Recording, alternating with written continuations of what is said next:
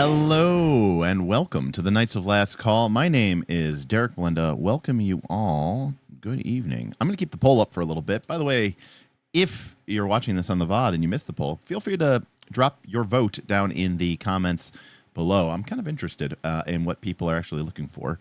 Obviously, it's a new game. People are excited. There's only the core book. And, you know, some people like myself are wondering, how can we best support this game? It's interesting for the people who are interested in new campaign frames, because that to me seems the thing that would be the least, I don't want to say actionable, but it's certainly something that is going to, right, you're going to need that the least, right? Whereas like a new adversary, you could drop into any number of campaigns. You know, same thing to a certain extent with like domains and classes, right? Like a new domain doesn't really help you unless you have new classes, right? And new subclasses don't really, or new classes don't help you unless you have subclasses for those classes. So there's kind of a hierarchy and a tier there.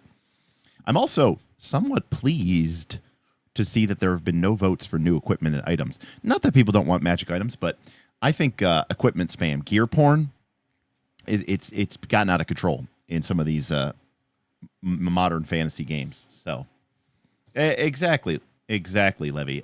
You know, you can only run one campaign frame at a time, anyways. The Nilbog Chamber of Commerce says title might actually get views. Yeah, we're I mean, it's not clickbait. We're gonna actually, you know, discuss this. So it's not clickbait, and you know, we are going to talk about it. We talked about it a little bit on like a really late night stream that didn't get like a ton of views, but I thought it sort of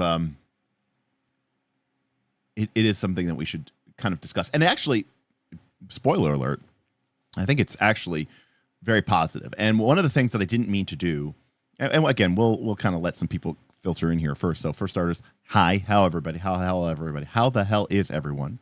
As a reminder, I'm Derek with Knights of Last Call. If you like this content and you want to support us, feel free to check out our super chat and tip goals. You can use YouTube or Stream Elements to do that. There's a link in our description below, or you can type ! Tip for a link for our tip link. And you can also check us out on patreon.com/Knights-of-Last-Call. Or if you want to support us for free and you have Amazon Prime, you can check us over at twitch.tv/Knights-of-Last-Call and give us a Prime sub, which doesn't cost you anything. You get one a month, and if you don't use it, you'll lose it. So, yeah. So Prince of Nowhere says this might be an unpopular opinion, and I think it might be, but I think classes in this game should never get more than 2 subclasses. Use those ideas for new classes and new domains. The problem with that, Prince of Nowhere, is that you do get into an interesting dilemma where do you expand the player options? Do you expand them within the existing space of class frameworks, or do you try to make it a new class? So, example, we have talked about an assassin, and one of the reasons we talked about an assassin is because we thought it would be interesting to cross blades, the blades domain, with the midnight domain. So, whereas the rogue is midnight and grace, the assassin would be blades and midnight. The problem, and that's, you're like, oh, that makes total sense. The problem is that a class is more than just the sticking together of 2 domains. Because while the rogue may have access to the midnight and the charm domains, they also have this sneak attack feature, which, you know, sort of highlights their space as a, sneaky damage dealing miscreant. And so you risk potentially confusing people. And so, like, this is a great question. It's like, should assassin be its own class, or should it be a subclass of the rogue, and sort of go from there? Now, I think the only time is when the class fantasy gets completely out of hand with the domains that it's associated with, you know? So I don't know that there's a clear answer to what is right or wrong in this respect. I mean, if we were to completely fill in the class framework chart that we had put together, there would be, by the way, this is including the new Dread domain, right, which just came out. There would be 45 classes. Yikes. Like, that's a lot of classes. So I don't know that people need or want that many classes, but we'll see. Ben, thank you for the super chat. Ben Nelson, loving all the Daggerheart. Loving having you be here as a PBTA, ding, and a 4E lover, ding, and not a fan of 5E. I wouldn't say I'm the biggest fan of 5E. Daggerheart is honestly the closest thing to a perfect RPG for me personally that I've ever seen. Well, Ben Nelson, I do not want to heap false praise upon a game that I have not had the opportunity to really sink my claws and my teeth into. I won't know, I'm like Quinn's, right? I won't know until I've probably played with this game for 3 to 6 months where it ends up stacking. But I will say that I am in strong agreement with you that this is an overlapping game space that I have wanted to see explored for a very long time. Fans of this channel will know that I have done at least 2 videos, I think, on an RPG called Strike, which was very inspired by 4th edition style tactical combat, added and mixed to sort of Powered by the Apocalypse, Blades in the Dark style narrative forward mechanics. And I love that game, but it was very, very undercooked. An indie game through and through. And the creator kind of abandoned the project for personal life reasons. And there was a bunch of things that were not great about it, and editing and all this other stuff. Obviously, it didn't have a lot of support. But the idea of a game that could marry my love of cool gamist elements with the fun and thrill that I get of playing a strong fiction-forward, fiction-first, pro-narrative game was not something that I was wanting to ignore. And the reason why Daggerheart might even score an extra point was because I have sort of moved away as time has gone on from the truly grid-based combat. Now, that doesn't mean that I don't want tactical combat. That doesn't mean that I don't want knobs and levers and dials to mess with during combat and to, manage resources and engage in a sort of gamey combat. I actually like that a lot, but I've sort of moved away from just a flavor perspective, a time perspective. I'm just not as interested in like counting squares and, figuring out how many people can fit in my 4x4 AoE and what's the best way for me to place this template to hit the most people without hitting it, and that's a fun sub game. But it's not one that I have been as interested in. And so Daggerheart comes out and it says, hey, remember how you really liked Strike? Well, what if we kind of dialed down some of the grid-basedness of Strike and we kind of dialed down a little bit of the complexity of some of the combativeness of it. We made the game a little bit more fiction forward and we really embraced PBTA principles. I was like, okay, this could be an all-timer for me. So we'll see. Andrew says, stream idea, go through the job description for Chris Perkins and Jeremy Crawford's published on LinkedIn today. That's right. The Wizards of the Coast published 2 new job openings to basically backfill for Jeremy Crawford and Chris Perkins, essentially the head of, RPG design over at Wizards of the Coast,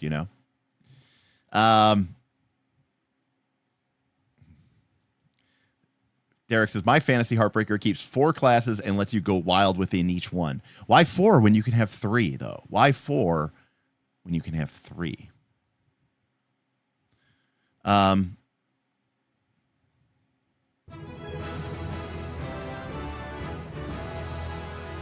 Oh, big Edward coming out with a massive tip. Edward tipped $50. I've been thinking about trying to GM again. Of course I had to look at your older PTBA videos to see if I can handle Daggerheart. I'd love to see your advice to help my confidence and understanding because this style is so different but very rewarding. Edward, well, number one, thank you very much. And I'm glad that you are deciding to explore this. So huge shout out, huge thank you, Edward. We will definitely do more GMing because while player-focused stuff is obviously, the good stuff that, the content creators want, and there's more players than GMs. The fact is a game like this does not function without a game master. You need a game master to run it. And I think that there's a lot of people, and that's what we're actually going to talk about. So Edward, thank you for the tip. That is extremely generous of you. Good idea checking out my old PBTA content because a lot of that stuff applies here. Edward says, let's just get this goal taken care of right now. All right, Edward. Well, props to you, my friend. Thank you so much.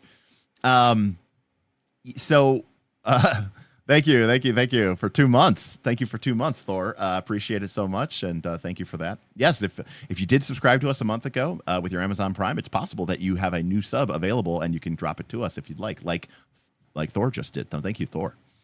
So, Edward, that's a great segue, because what I want to talk about tonight is some, and I kind of blame myself, not like myself. I had some criticisms of Age of Umbra Episode 1. And again, I'm not a Critical Role. Well, number one, I'm not a Critical Role expert, okay? I watched a little bit of Campaign 1 when it was first coming out and, the buzz was building. Actual plays aren't really my thing, nor is really Critical Role's style, and I didn't really watch much of it. Campaign 2, I pretty much missed entirely. And then Campaign 3 started. I had this YouTube channel, so I was like, I should probably maybe keep somewhat apprised of what's going on with Critical Role. At the time, I wasn't really sure where I was going to end up. But I quickly found that I bounced off of that as well. So clearly, also, I'd rather be playing games than watching them, if we're being honest. But there could be no doubt that Critical Role has a massive outsized influence on the RPG hobby. And as a result, I think that what they do and what they say and how they present themselves carries a lot of weight. And people have been talking about the Matt Mercer effect for a long time, and using it in some cases as in a good way, but also using it in some ways as a negative, a pejorative, to say that GMs are afraid to GM because how could I live up to Matt Mercer? Or players are dissatisfied because my GM couldn't even extemporaneously come up with 5 new character voices on the fly during the middle of a game, So Ben has become a sponsor of the channel. Welcome to the adventure, Ben. Thank you so much for doing that. Enjoy our fun little emotes and emojis, and thank you for joining the adventure. Appreciate it. Enjoy your loyalty badge as well. Ben, thank you so much. Very, very generous of you. Technically, Ben, the purpose of that particular thing is to actually sponsor our actual plays. Believe it or not, the emojis were originally designed to pertain to our actual plays that we were doing. And we've gotten a lot of people saying, Derek, when are you going to do an actual play for Daggerheart? You seem to like the game so much, and you keep saying you want to get reps with the game. What can you do? So, Ben, maybe. Yes, exactly. Burning Mammoths. Our last actual play was Root. But hey, GM Scott, good to see you. So, anyways, the purpose, as some people may know, is that of Night's Last Call. It's in our tagline, if you will. It's in our Patreon. Is that my goal here is to educate and to entertain, and I view that very much as my primary objective in this channel. And I want to make things fun, and I want to make things exciting, but I'm also here to teach, and I want to, and not from a, on high dais preaching down to the masses, but as a gamer, just like you, and I may have a lot more experience in some areas, but maybe you've played a bunch of games that I haven't played. Maybe you have some unique experiences that I can learn from, because I'm trying to learn too. I'm trying to get better at this craft each and every day. That I enjoy it. It's for me, it is not just a game I play. It's a hobby. And like any hobby, I want to invest time in it. I want to become better at it. I take the things that I do seriously. And I think a lot of the people who are here tonight and watch this kind of content on YouTube would feel the same. So, props to all of us for taking this seriously. Because I do think that RPGs in particular are a game that can be rewarding if you invest time. The downside, if you will, is that we have to play with other people, and sometimes other people don't invest as much time as we do, and it can create some tension. But all in all, I think it's worth the time. So my goal is to educate and to entertain. Critical Role's goal is to entertain. Now, I don't know exactly what their internal tagline is, but first and foremost, they're there to be a fun watch, and they don't necessarily have the same pressure that I do, which is to say, I don't want just people just to watch our show and become entertained. I want them to become educated. And if you've ever watched any of our actual plays, whether that's Root, which is a PBTA game, or Torchbearer, which is going on currently, it's not really an actual play. It's an actual play. It's just me playing with my my Patreons and putting up on YouTube. But our Pathfinder 2 actual plays, our Root actual plays, all our actual plays. If you're a patron, you have access to some of our Dungeon World actual plays, or when we play Dread. Those, when I'm playing that, I frequently reference and record and like will stop the game to talk about the mechanics. Not just because I want the people at home to learn, but I want my players who are playing often to understand the game that they're playing better. And we'll break down why we're doing this move and stuff like that. And some people find that very off-putting because they're here for the story. They're here for the, they want the, the flow. And a lot of times the mechanics take them out of the story, which makes sense, right? The mechanics aren't the story. The mechanics are the game. And so for some people, Critical Role, certainly. The game is simply a means to create a story or a narrative, or to, dare I say, take an existing narrative that you've already sort of decided upon and, add some variance to it, add some randomness to it. Maybe who's going to get the killing blow? We don't know, right? We'll roll dice to find out. But for the most part, a lot of people want to keep those mechanics kind of buried and hidden away. I like to bring them to light. I like to talk about them. I like them to be out in the air. I enjoy the story, and I enjoy the narrative, and I enjoy the fiction that we are creating at the game table, but I also enjoy the game mechanics. So, that being said, I was critical of Critical Role, and particularly Matt Mercer, for some of the ways that they chose to present the game and some of the choices and decisions that they did while they were playing it. Now, this wasn't critical in they're a bunch of idiots. They're not. They're obviously extremely skilled, and people were very entertained.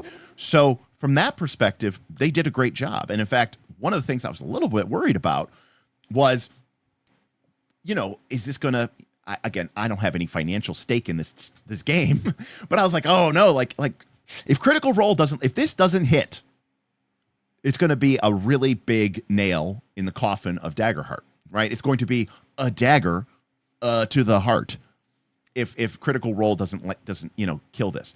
And one of the things I heard anecdotally and from other people, because I watched it and I had some problems with it, but other people were like, it was great, we loved it, it was exciting, it was cool. And this is coming from the real critters, people who know better than me. People who are definitely tuned in and dialed in, because for the game to be successful, it doesn't have to get me. I'm in, motherfucker. I'm in. Let's go. Right? Fuck it. We ball. But for people who may be entrenched in potentially say a D&D 5e atmosphere, this is going to be a big leap of faith. And they are going to be able to take that leap much more confidently and much more likely if Critical Role delivers. Optim answer 45. Holy shit. I think that's among the fastest we've ever gotten our goals. Optim answer Max, thank you so much for that. We finishing our goals early tonight? Okay, keep it up. Love the nuance and expertise that I bring. Well, thank you, Optim answer Max. I try to, I am biased. I have opinions. I certainly present them. But I try to back them up with reasoning and rationale, and I certainly invite all challenge to my opinions, because that's what makes for good conversation. That's how you learn. That's how you get better. You risk, you learn, you grow. These have just always been our goals, $50 is like our standard go-to. Far be it from me if people want to keep tipping and supporting us. I appreciate it more now than ever, right? Before it used to be like, oh, cool, extra money. I can have fun in Vegas. Now it's like, okay, cool. I can pay my mortgage. I think malls are dungeons. In fact, you could do a lot worse than basing a dungeon off of a mall in some ways. Oh, blasted. That sucks. Everyone canceled. Hopefully, wait, because life events, or because they were like, fuck Daggerheart, we're not playing it. So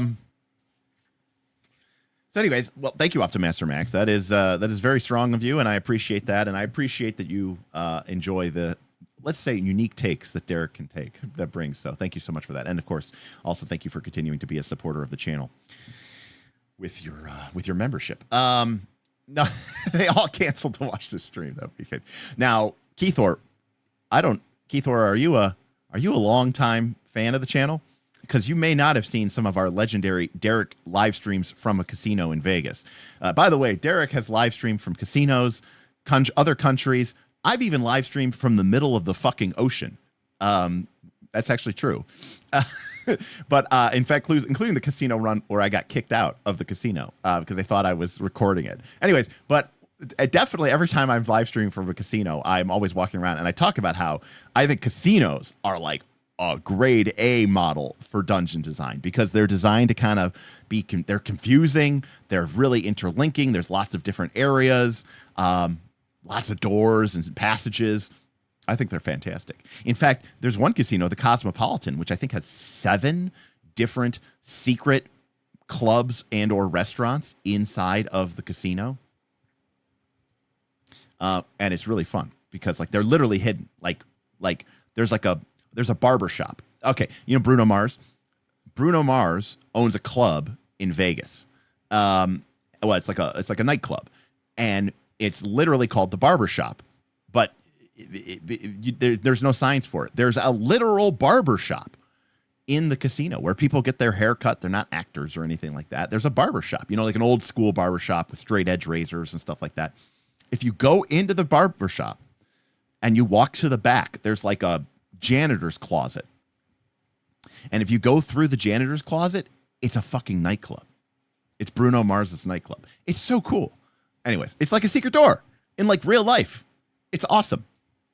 Anyways, in fact, when we always go to Vegas, the place we go to get food on our first night is always I don't think it really has a name, but everyone just calls it Secret Pizza, and we call it Secret Pizza.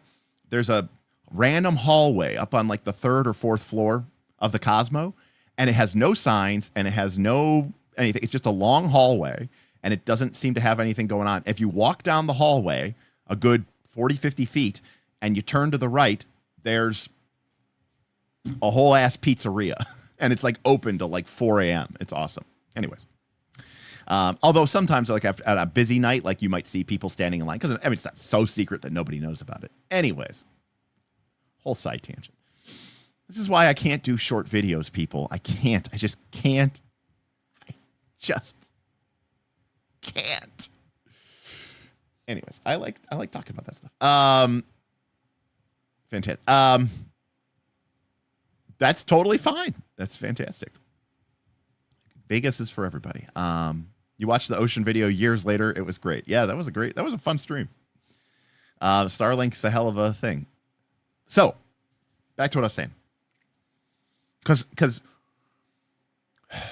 in Age of Umbra episode 1, Critical Role. So I saw people saying they loved it, but I also saw I was somewhat critical.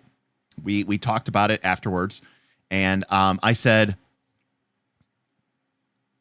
and again, ignoring my Derek critiques of like lots of just in character stuff and not really progressing the plot, I said there's a lot of things that Matt was doing that I don't think are in line with the principles or agendas or goals of Daggerheart. And we could talk about some of them. And I may not remember all of them. And if you want to correct me, if I say something wrong or you want to bring up something, please correct me because I do want to get this right. Because ultimately I want to end this with a message of hope, right? Not a fear. And I think when I talked about that, I inadvertently created a message of fear. And then I saw on people on Reddit somewhat critiquing Matt, and they said kind of what I was saying, which is, you know, as an episode of Critical Role, it was great. As a here's our new game, it was terrible. And so I was sort of espousing this belief that they weren't doing a good job of talking about the principles in the game. And you can correct me. Yeah, I don't care. It's fine. We can talk. We can have the conversation. I mean, again, we're going to be stopping at 10 because Critical Role's on, you know. And I don't want to compete against that. Plus, I'm kind of interested to see what changes and what they do. But anyways, I said that there's a lot of principles in Daggerheart that they did not follow, that Matt did not follow. And in particular, I mean, we could bring up the discussion and everything like that. Now, there's a million, trillion, bajillion reasons for this, right? One of them is Matt Mercer and their team still adapting to the new rules. And Michael, that is absolutely correct. Now, my personal belief on this, Michael, and this is where maybe I still believe this, which is, okay, they are professionals. This is their job. I wouldn't expect for, somebody to show up and to just, know the game in and out and be able to play it really quickly. But these are people are supposed to be the experts. And it's their, the Darrington Press is their company in a sense. You would think that they would try to do their best. But so in particular, there was a lot of things that they were doing. And I'm going to discuss these things here. And let me see if there's a good way that I can access this. One second. Give me a second because I'm going to clip this out here a little bit. And again, I want to reiterate that this is ultimately trying to end up with a message of hope, not of fear. Okay. So these are the GM, what are called the GM principles of Daggerheart, okay? Which is begin and end with the fiction. And the whole idea of this is that you should never discuss things in terms of mechanics. You should first discuss things in terms of what is happening in the fiction. And then we refer to the mechanics. And then we go back and talk about the fiction. Mike Underwood, who is a designer of the game, did a fantastic job of illustrating this through a sewing metaphor where he talked about two pieces of cloth. One is the fiction, right? One is the mechanics. And the gameplay is the needle and the thread. And so the needle and the thread starts with the fiction. You pierce through the fiction. You interact with the fiction. And then you hit the mechanics. And then you loop back into the fiction and repeat that over and over and over again. This loop of fiction, mechanics, fiction, mechanics, fiction, mechanics. And you are creating a whole new thing. As we said, a whole ass new thing is what we call it in the Patreon. And that was really, really cool, a way to describe it. I saw numerous examples where I feel like they weren't, for example, doing this. So, collaborate at all times, especially during conflict. I saw a lot of examples where the players would roll a die and the GM, Matt, would sort of just describe everything. Now, I know Critical Role is known for the how do you want to do this thing, right? And they typically do that, in my experience, if I'm not mistaken, feel free to correct me, when the player kills a monster. And that is sort of like Matt saying, hey, like, now you can add your little unique flourish or your little unique touch.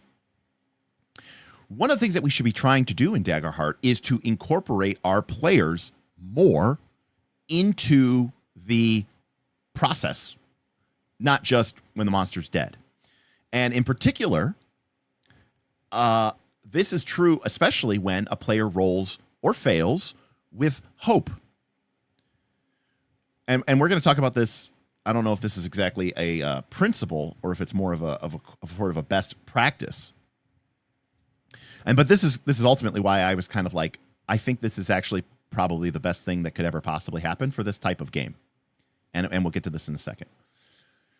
One of the mistakes that I think I saw the most happen, and I think probably needs the most discussion, is what does succeeding with fear and failing with hope mean? And what it means is that when the player fails, they do, right? So the idea is that the player says something in the fiction. I'm going to do something. I'm going to attempt something. I'm going to do something in the game world. And the GM then hears that. And, okay, I'm being like really, really pedantic here. But that's okay. Like, you don't have to do this. But when the player says something and looks to me as the GM to see what's happened, I have an option. I have a choice. Like, I could either tell them what happens because they're looking to me, so I get to make a GM move, or I can call for potentially a roll. But the key thing here is that it's the player's action that is driving the roll. And to that end, as a GM, I should not be deciding or calling out to the player, hey, make a knowledge roll or make an athletics roll. And the player has no idea what's going on. They have no idea what the stakes of the roll are. They're just rolling the die, and they don't really know what's into it. There was an instance, I'm trying to remember who it was. I think it was an attack roll, I think. And it was Marisha's character. And she attacked. She rolled like a 13 with fear. And she was like, she rolled, she was kind of like grimaced, and she was like, oh, a 13 with fear. And Matt goes, a 13 with fear? And then Travis jumped in and said, I'm going to use the last of my prayer dice. I'm going to use the last of my prayer dice that was a 4, and I'm going to add it to her 13 to make it a 17. I have a lot of problems with this, which is that, number one, especially in a game where you have these kind of like resources to modify things, especially after the roll, I think you should be communicating the difficulty number. You should be setting the stakes. Players should know what's at risk for failure or success before they engage with the roll.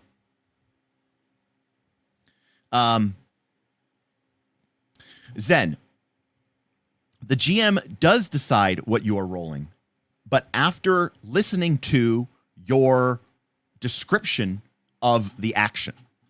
Does that make sense? So, for example, if we look at an action roll, the rules for action rolls, it says the GM tells you what character trait best applies to the roll. So in this case, it is after the player has described in the fiction how they are doing something. Does that make sense? Now, the game rules do clearly state that the GM sets the difficulty of the roll either openly or privately at their discretion. So they're not like cheating by any stretch of the imagination by like not telling people the DC. However, I think it is a good practice in a game that has as many levers and knobs and abilities to sort of shift and change that you should tell people the DC. Now, I understand that that's a problem for Critical Role because it's really bringing the game mechanics up to the surface. But in a game where you can do things like spread prayer dice and stuff like that, like imagine if Marisha had hit with the 13 and then, but you know, Matt hadn't told them what the DC was, and then Travis spends his 4 prayer dice to turn it from a 13 to a 17. He didn't need to do that, right? That's just going to feel kind of bad. But again, the idea here is that while the GM is only going to ask you for an action roll after you make a move where the outcome is in question or where the success or failure of that move could be interesting to the story. Ultimately, though, the GM is going to pick the trait based off of the thing that you are describing that you are doing in the game. And this is like a big change from 5e, where in 5e, we are used to, if you're jumping, it is athletics, right? If you are jumping, it is athletics. In Daggerheart, while, you know, jumping may often be agility, actually in this game, there might be instances where potentially maybe a more athletic maneuver might be more finesse-oriented, or it could be more strength-oriented, right? Because it's very easy to fall in line with, okay, so in this game, agility is like athletics from 5e. But it's not that simple. And in some instances, it may be very right, depending on how they described it and how they approached it, to run over and call for a strength check or to call for a finesse check. And I think that is a cool way to do it, rather than the GM just telling the player, roll this check, and you have no idea what you're doing. You, the player, didn't initiate an action. The GM is just sort of telling you to roll. Yes, call for a roll, then decide arbitrarily based off of how high the number is a classic 5e-ism. Yeah, I completely agree with that, right? Where they're like, make a strength check, and you're like, oh no, a strength check, and you have no idea what's at risk. You have no idea what's at stake. You have no idea what the DC is. And maybe that's okay for a lot of people, but I think in Daggerheart we should be trying to do more with that. But the other problem I have, again, I'm starting with the problems, and I'm going to get into why this isn't a problem, is that when Travis, and these are good people here, okay? Now maybe it's because they dropped into combat mode, but when Travis gave them Marisha the prayer dice, not just a prayer die, right? Prayer dice range from 1 to 4, right? You roll the d4s at the beginning of the session. This was a prayer dice on 4. That's a huge value in this system. It's a huge value in any system, honestly, that unless you're playing like D100. And he just did it mechanically. There was no fiction, right? You need to start with the fiction. These are narrative storytellers, you know? And, you know, it's like we are so used to 5e. This is where I'm talking about. What's the difference between 5e and Daggerheart? One of the big differences between 5e and Daggerheart is there is no more combat round, right? We are so used to 5e. We are so used to Pathfinder. It's like a Final Fantasy game or like a JRPG, right? Where you're walking around and there's characters and there's buildings and all this other stuff. And then, right, the screen starts spinning, everything fades away, and suddenly we're in the combat screen and we're in like a whole entirely different part of the game. Suddenly, you know, if you die in a cutscene in the JRPG, you're dead. But if you die in combat, it's like you're only a phoenix down away from being brought back to life, right? And suddenly everybody's lining up over, you know, everyone's lining up over here and the monsters are all over here and it's, you know, and everything is just, it's a totally different game. And people are very used to that in D&D. You know, when someone says it's time to roll for, you know, like, you know, you're like, okay, we enter in the room and you're like, in the darkness, you see red eyes. First one pair, then another 6, a dozen more after that. And coming into the line and coming into the edge of your torchlight, you see the large protruding fangs of the horrific wolf-like creatures.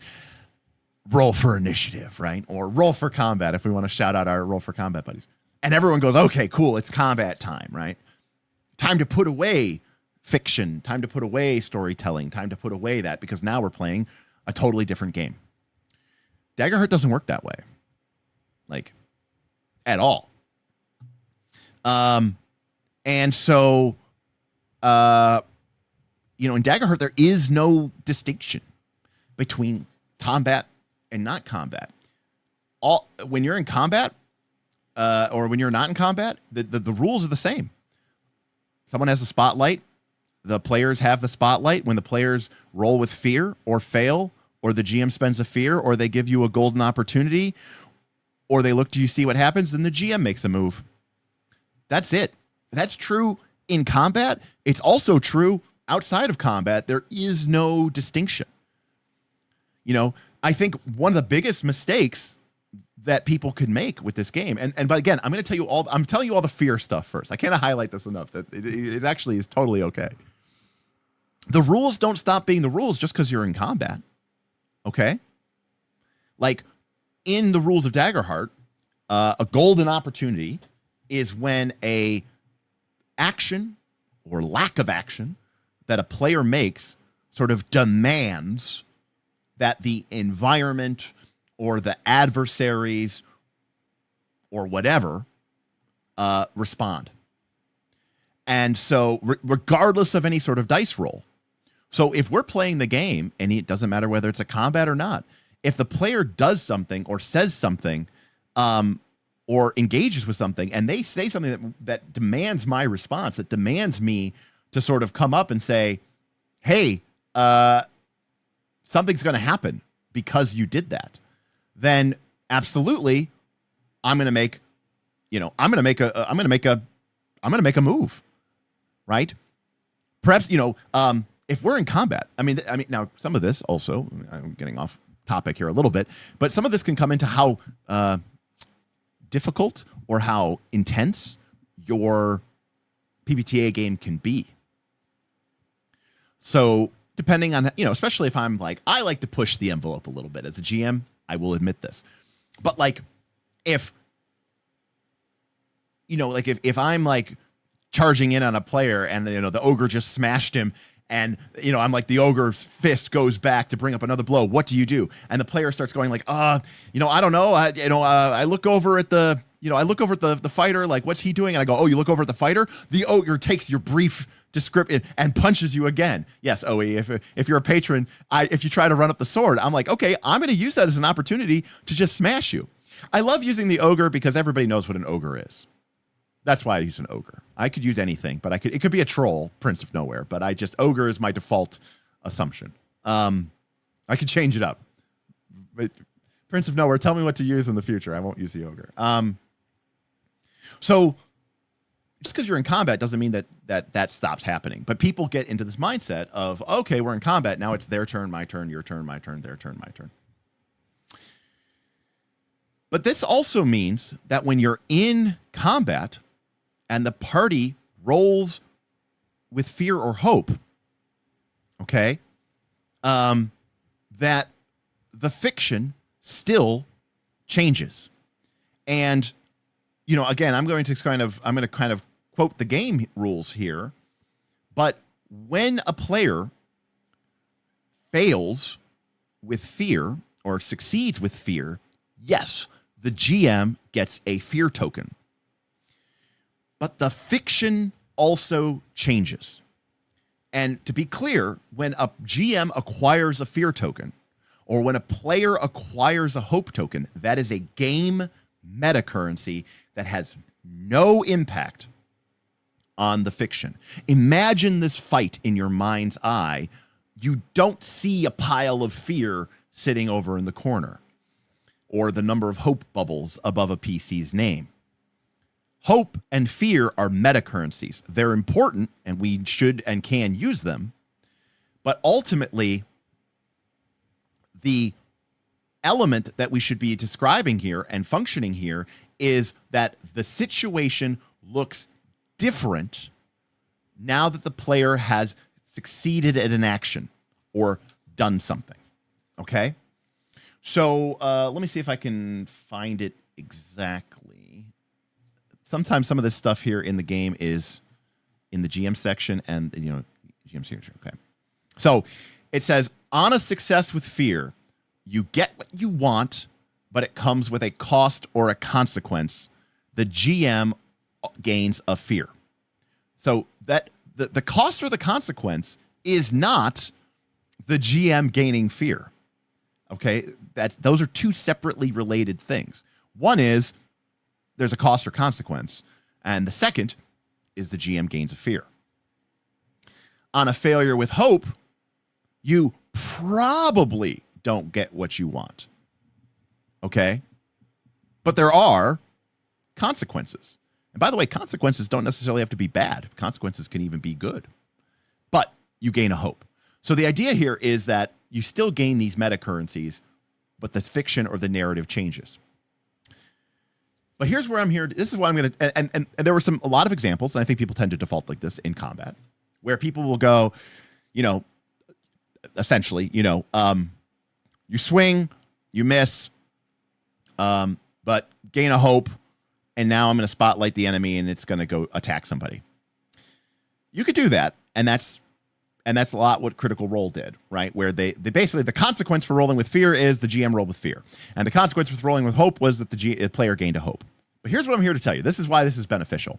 Because you know what? It's okay. Because the worst thing that could happen when you play Daggerheart, the worst thing, if you ignore all of these principles, the worst thing that could happen is you're going to end up with a game of 5th edition Dungeons and Dragons, which people have been using and having fun with for many, many, many, many decades, including most recently with 5th edition. And people have been playing that and enjoying the hell out of that for a long time. But you will be building up this currency of fear, and the players will be building up this currency of hope, which hopefully or fearfully they will use at some point to sort of take a little bit of a narrative bite into the game.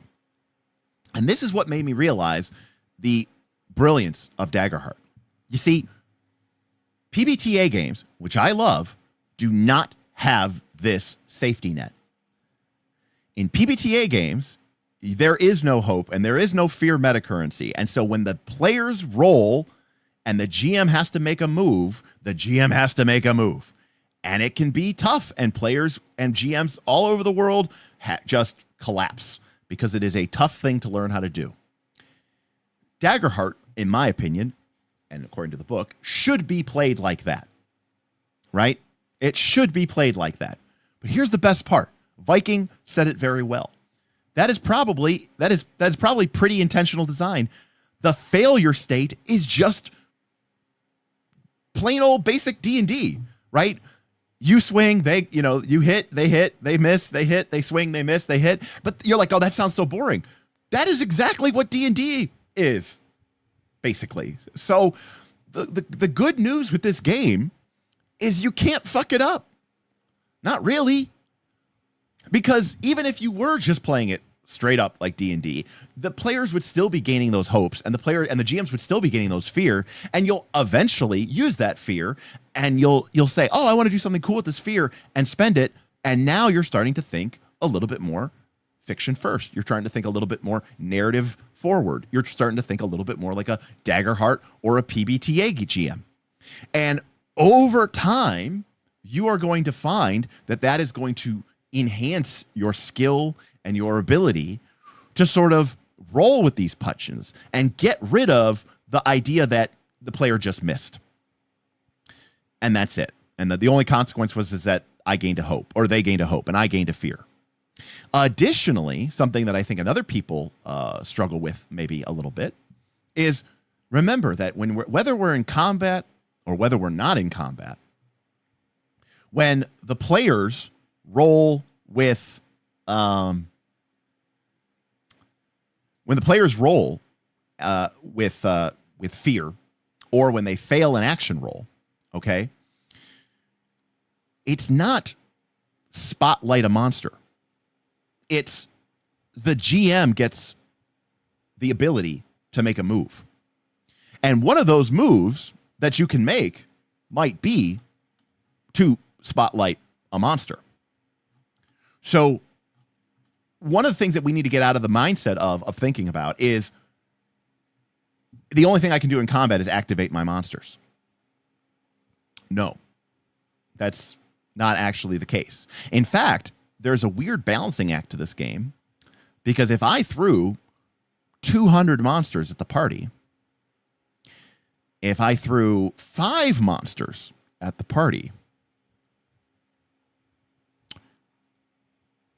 they don't get more attacks, right? Like, they don't get to do more stuff because there's more of them. Now, that might change the fiction, and things might be different because of the fiction. The players go, I'm going to run away. I say, well, you can't. You're surrounded by 200 guys, right? That's the reality of the situation. Oh, you have to make a different check or whatever, what have you. Maybe there's a bunch of minions. Maybe they have a group attack rule. But fundamentally, my goal as the game master isn't to try to give every monster a turn. In fact, when a player rolls with fear, let's say they fail with fear. So I gain a fear, and I also get, the spotlight goes back to me. And as a GM, I get to make a move. I might not spotlight a monster at all.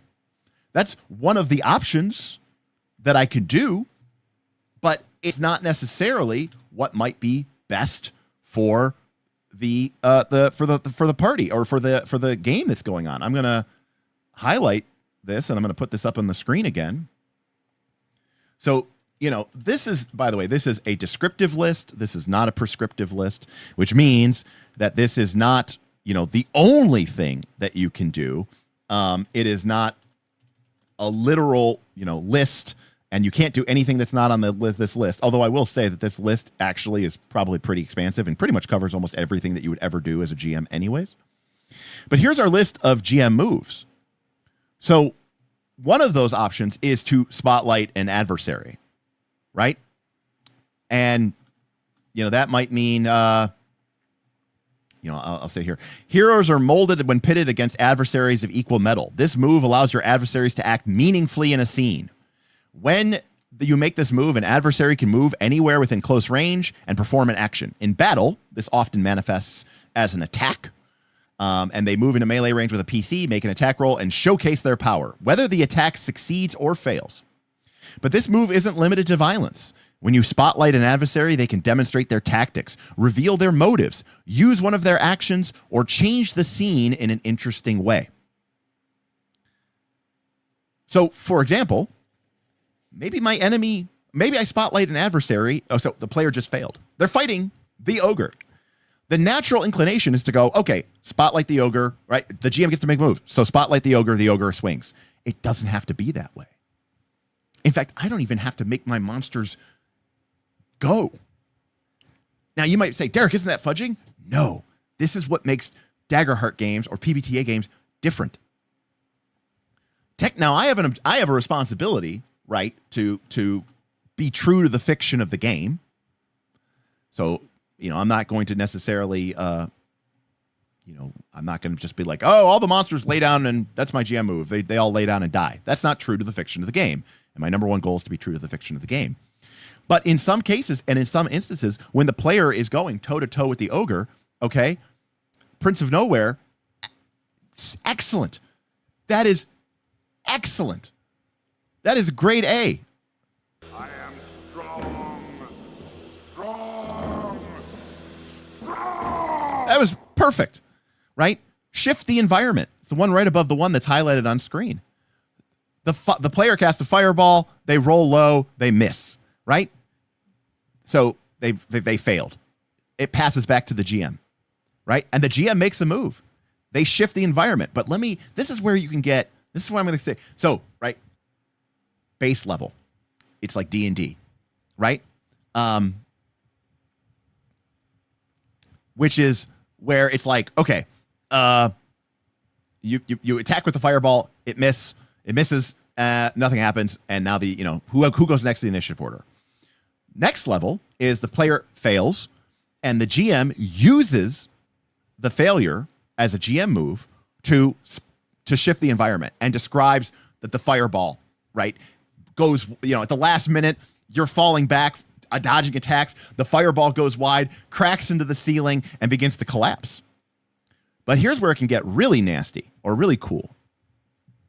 If the player failed with hope, I might describe that the fireball goes wide, smashes into the ceiling, which begins to collapse. Several chunks fall off of the ceiling, killing.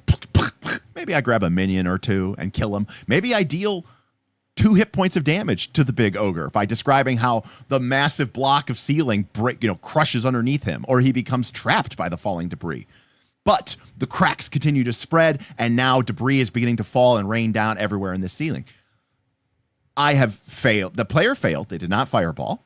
I have used my move to shift the environment, but I have flavored it with the fact that they failed with hope rather than that they failed with fear or that they even succeeded with fear. I want to sort of use my move to sort of, right, focus and sort of shape the narrative in line with the dice rolls. And this, for me, is really fun as a GM because that means I got to be on my motherfucking toes. But here, again, is the best thing that I was talking about. If you don't do any of this, at worst, it's just D&D. And you're still building up these fear meta currencies. You're still building up this hope meta currency. And you will eventually spend it to do something cool, whether you're a PC or a GM. So as important as this stuff is, it's also not important. It can only, in my opinion, can only make your game better. Now, better means different things to different people. For example, Eric is in chat. Welcome back, Eric. And says, I think this is anti-fiction. If there are 10 enemies and half of them are twiddling their thumbs, it takes me out of it. Eric might feel like, if there's 200 enemies and, there's 4 PCs, every 6 seconds, right, all 200 enemies, should attack and should get an action. And that's totally fine. That isn't necessarily what PBTA is about. But the idea, though, let me be very clear, is that those enemies aren't twiddling their thumbs. This is why the game gives us incredible mechanics like hordes and minions. But also, think about, Fellowship of the Ring. When they were, fighting those orcs and goblins, a lot of those orcs and goblins weren't fighting because, there's other people in the way. They got to get there. They're moving in. They're closing in. They're there, but they're not really there, Exactly. Like a kung fu movie. 100%, Fred. Albestein, GM, he was referring to GM Scott. You fail with fear, right? The fireball, drops a bunch of debris, and now there's a wall, but you've separated the enemy. Oh, shit. The rogue is now on the other side of the wall. And so, I think that's an important thing too, Michael. I think you guys are making excellent points. It's called the spotlight. Now, think about this from a stage show perspective. Okay? When there's a spotlight, it's not usually the case that the only person who is moving or doing anything on stage is the one in the spotlight. The other characters are still moving on stage. They might be in the background, right? Still dancing or pretending like they're having a conversation or whatever.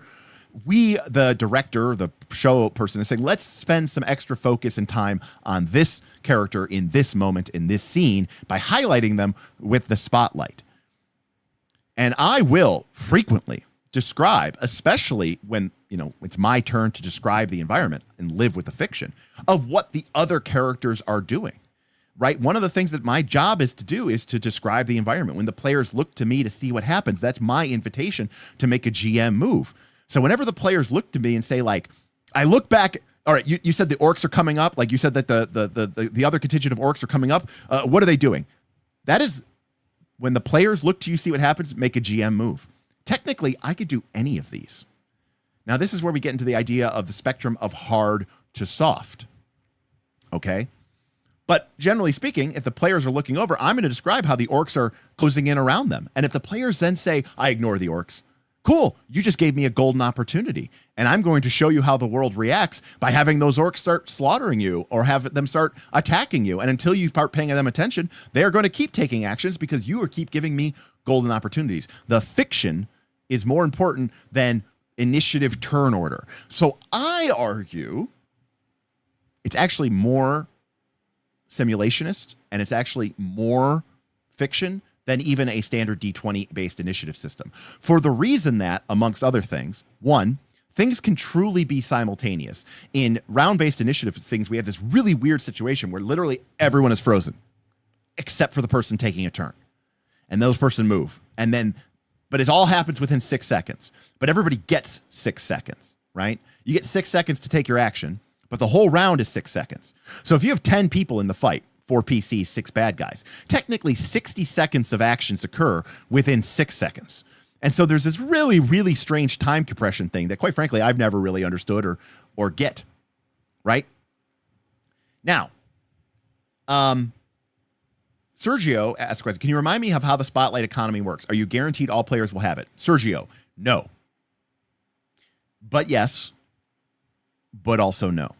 So the game says, and I think personally that this is a mistake, but the game says that when the players have the spotlight, they can pass it to whoever they want.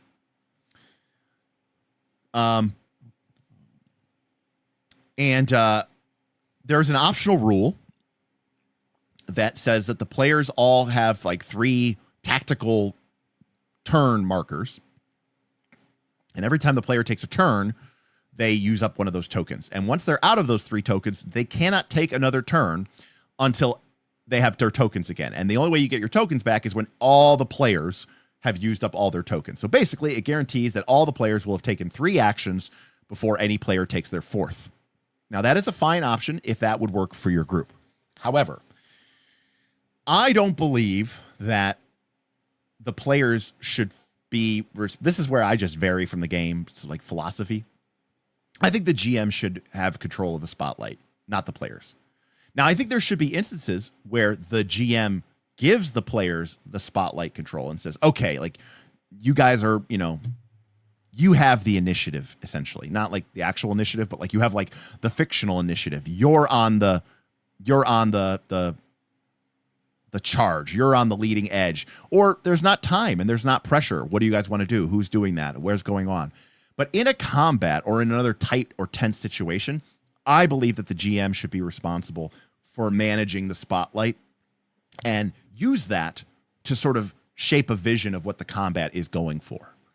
But I do think I think it's fine that in certain instances, at certain times and certain places, that certain characters and certain character classes or certain character whatever step up and maybe they get a little bit more spotlight in a particular scene than, say, another, scene. And that's okay. So, I think most players are going to be good about it. The only reason I don't recommend it is because I've seen Popcorn Initiative in action. And Popcorn Initiative, when I'm running, especially right, when spotlight management is at the top of mind, right, because it's combat, I want it to feel intense and feral, and I want to put people on the spot. I don't think that's a move in Daggerheart, but it is a move in most PBTA games. And what I like to do is to make the combat feel very unpredictable, and I like to make the combat feel not in control, and I like the combat to feel like it is a chaotic, swirling melee mess. And to that end, I will frequently highlight somebody and say like, okay, what are you doing? And they're like, I wasn't ready to go. It's like, well, it's you. What are you doing right now? And then they'll say, I'm doing this. And then what I might do is I might actually hold their action in the queue, shoot over to another player and say, okay, they're starting to do this. What are you doing? And they're like, well, if they're going left, I'm going right. I'm like, okay, we'll get back to you in a second. Boom, pop back over to the other character who's going left. Okay, you charge in against the enemies. And he's like, yeah, I'm going to unload with my double hand axes, blah, blah, blah, blah, blah. Awesome. Do your move, hold the thing, shebang, boom. Then we go back over to the fighter, et cetera, et cetera. But then I might go back to the barbarian. Maybe the barbarian gets an extra spotlight because, maybe it's a big fight for them or it's a cool moment for them, right? And I want to see them, I'm interested in them doing their thing. And maybe the other players are like, yeah, this is cool. This is a cool big scene for the barbarian, right? As I've said before, if we're talking mechanics. Now, again, this all sounds really crazy, right? If you do none of this, it will, at worst, just be D&D. So, it's like you just can't fuck it up. So it's like really cool. But if we're doing the scene, right? Let's imagine the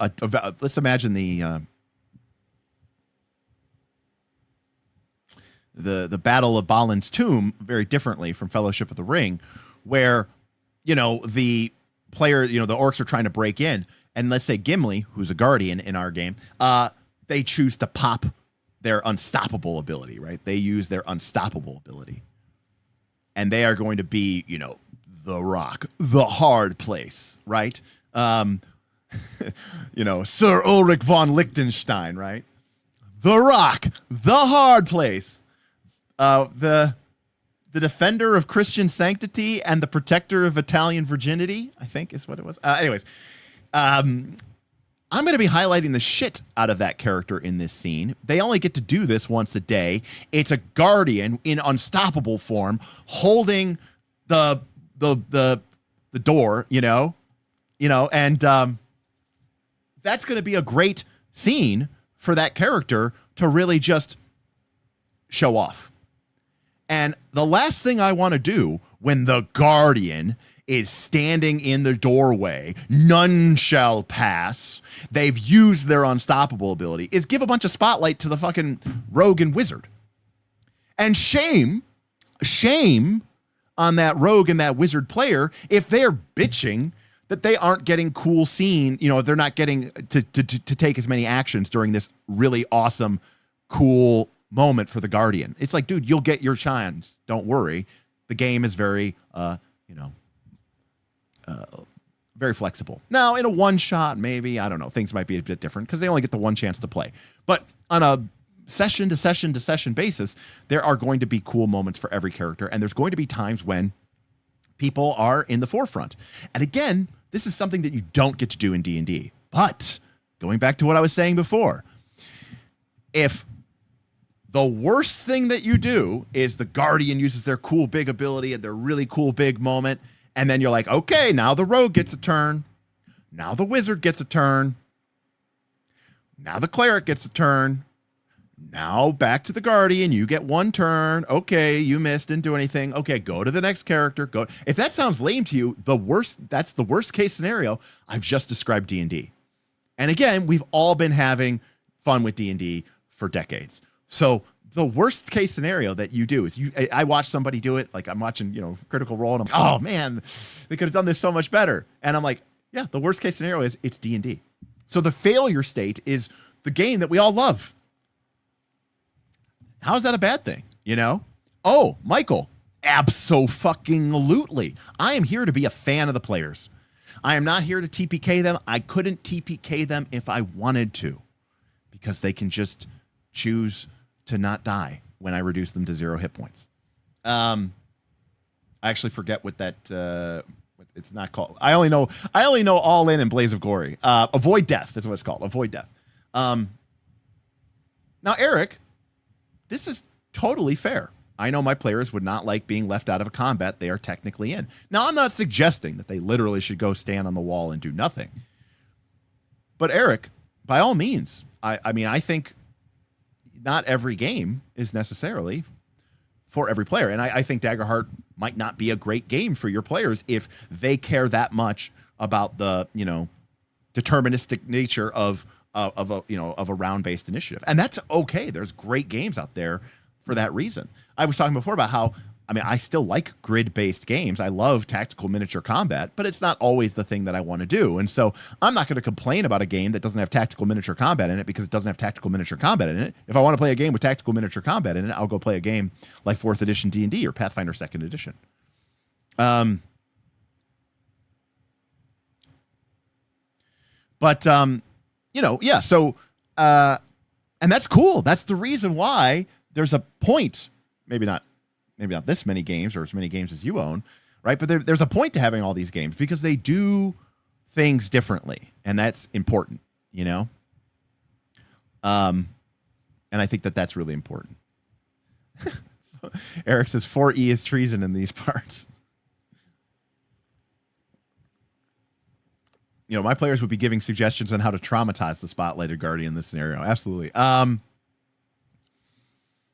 So again, Daggerheart is not a game, in my opinion, about trying to create balanced combats and trying to tactically challenge the players. You have resources, you have knobs and levers, but let me be very clear. They are for show. Not to say that they're pointless, and not to say that there won't be consequences, by the way, because if the only consequence that you could think of is everybody dies and the campaign's over, let us be very clear. When you avoid death, number one, you get a scar. But number two, if the players avoid consequences, they drop unconscious, and then you work with the GM to describe how the situation worsens. And so part of the idea of this, and this is really, taking from Fabula Ultima, which I think really does a great job of this. There's this idea of, or 13th Age is actually where I first got introduced to it, which was called the campaign loss. If the players get wiped out and they all choose to avoid death, they avoid death. Something happens. We work together. We make it make sense in the fiction. If it absolutely cannot make sense in the fiction, then the players should know that ahead of time and then, let them know, hey, there's no escape from this. You can't avoid death. But that doesn't mean they all get up and keep walking around, right? It means that, the village that they were trying to protect, when they awaken, they discover that one of the rogue's associates, right, managed to, pull them to safety. And you're like, oh, thank God. So you guys saved the village? And they're like, no, nothing could be done for the village. We were able to get you guys out, but we couldn't save everybody. And you're like, what? And you're like, yeah, the town, the village, the city, whatever, destroyed. The elf NPC that you really liked, that maybe had a thing for romantically, dead. Sorry. Or captured. Maybe that's even better. Yeah, she's going to be sacrificed. What? Yeah, there's a new countdown clock. The GM, boom, drops a countdown clock on the table. It's at 6 o'clock. One slot's already filled in. And it says, Princess Elf Lady is sacrificed. And you're like, no, we didn't have to deal with this, right? Straight to jail, right away, straight to jail. You undercook the PCs, believe it or not, jail. You overcook the monsters, also jail. Overcook, undercook. You wouldn't think, but it is. Just like Blades in the Dark Jedi. Now, again, some people are like, well, I don't like that. It's not realistic. Okay. The game isn't about trying to be realistic. The game isn't trying to be about creating a super tight tactical game experience like you're busting out, War Machine or Hordes or Necromunda or Kill Team or 40K or whatever. It is it's a structure, it's an engine to make storytelling both fun and feral. Fun because we get to play with all these nubbins, right? We could just sit around at a table with nothing and storytell. Yeah. But it's cooler when I can be like, but I spent 3 hope. And then feral because the dice restrict what we can and can't do. They take us places that if we were just sitting around shooting the shit, we would never maybe have come up with this. But instead, the dice get to surprise us all. And that's why I call that, well, I don't call that, PBTA calls that feral, because it's wild. It's uncontrolled. And in fact, part of the fun of this type of game is, as they say in their principles, hold on gently. And they say hold on gently because one of the things that you have to do in this type of game is just get the fuck over yourself. It doesn't matter what your cool story is, and it doesn't matter what your vision for your PC is, and it doesn't matter what you as the GM want to have happen. That is boring. Now, you might say, no, it's really exciting. I really love taking my players through a very precisely scripted scenario that has everything mapped out, and it's a really cool situation, and it's a really cool story with some really big plot twists, and I can't wait to spring them on my players. Cool. You could do that, and that is totally D&D. And so worst case scenario, you're playing D&D, but I'm here to tell you that if you do that and you are not taking full advantage of what this system could or can't be, which is play to find out what happens.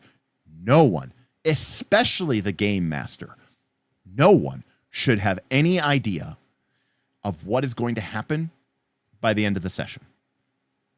And that not knowing is terrifying for many GMs. And I get it. We are used to being this, or maybe you're used to being this person who has everything. They know everything. You are the god of your world. You have all control. You are all knowing. You are all seeing. You can just, And you're like, but what if the players, in fact, people actually, I find it more difficult to run adventure modules. You know why? Because, number one, if the players do something that the module doesn't expect, and I have any hope of continuing to use the adventure or the adventure series, now I've got to come up with a trillion reasons that don't seem completely heavy-handed about why they still can continue on the linear path to the next adventure. And I find that to be way more stressful than just making something up. Now, you may be different, right? But what I'm trying to say here is you've probably been making stuff up anyways. If you've been playing most 5e games, okay, or Pathfinder 2 games, and you've been playing the adventure path, and you've been sort of, chugga on the rails, chances are pretty good that you've been doing a lot of this stuff anyways. You've just been doing it behind the scenes and kind of shittily, right? What I'm suggesting is bring it to the surface. And instead of having a pre-made adventure, just make it up as you go along. And, you can have a lot of fun with that. And in fact, Mike Underwood, one of the designers on his channel, great channel, you should check it out. He had some long streams too. He said one thing that he was kind of surprised at, but I don't think he should have been, is that a lot of people were like, where's the adventure? Where's the adventure? Right? Now, a lot of people, like in Knights of Last Call Patreon, where this type of stuff is loved, they saw campaign frames and they were like, holy shit, this is amazing. This is awesome. This is everything I need to do a low prep, no prep type game. Between the adversary rules, the winging it rules, the environment rules, and a good campaign frame, I feel like I could, and then a bunch of countdown clocks, boom, I could just run anything. And we could just go, baby. But a lot of people need structure, or they want structure. Maybe they don't. They need it because they've never had to make it up.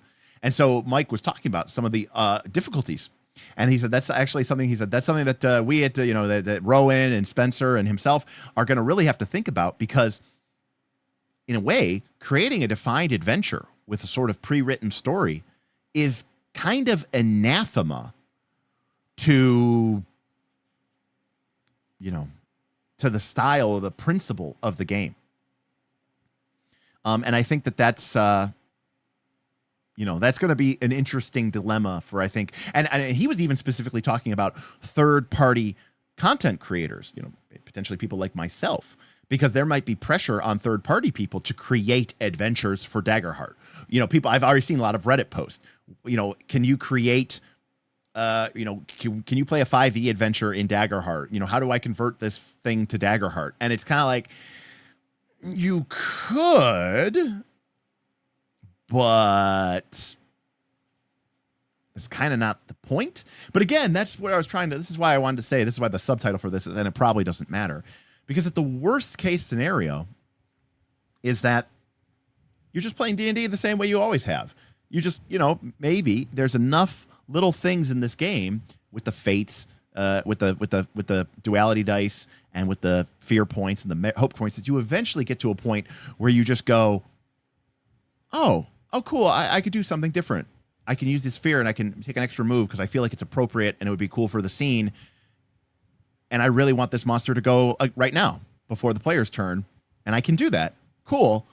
And they gave me the fear, like by they gave me the fear by rolling. So I feel kind of, I'm not being a dick. I'm not being a fudge. I'm not being a powerful. I'm just, I'm just doing what the game's asking me to do. And that might start to make them more fun or feel more comfortable with doing that again and again and again and again, and get to a point where you are just, spinning it out and constantly using this back and forth spotlight management, where you're constantly doing this, GM moves from softer to harder, where you're framing harder, you're softer framing, you're shifting the narrative, you're acting more like a director instead of a computer, beep bop boop, and just sort of following along.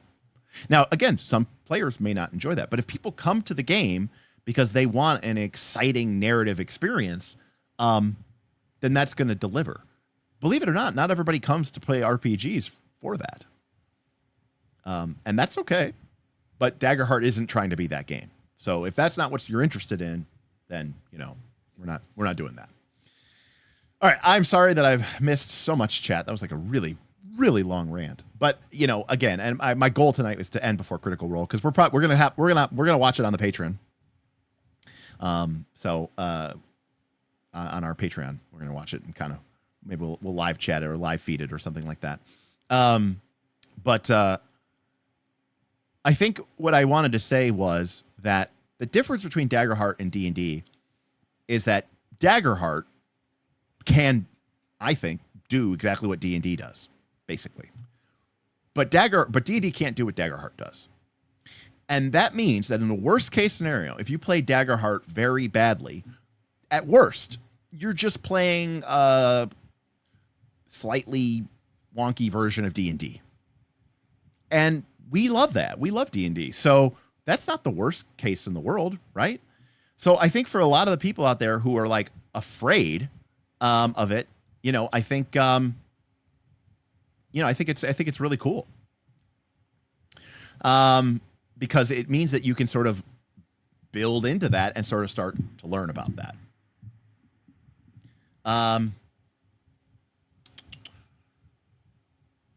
Strat says, I have no idea what is meant by environment. All right, Strat. Well, since you're here and you don't know anything. So, Strat. These are environmental. Oh, I got my thing up here. These are environmental stat blocks. The game comes with a handful. They are broken down into 4 types, which is exploration, events, social, and traversal. But they're all focused on places, not necessarily like people.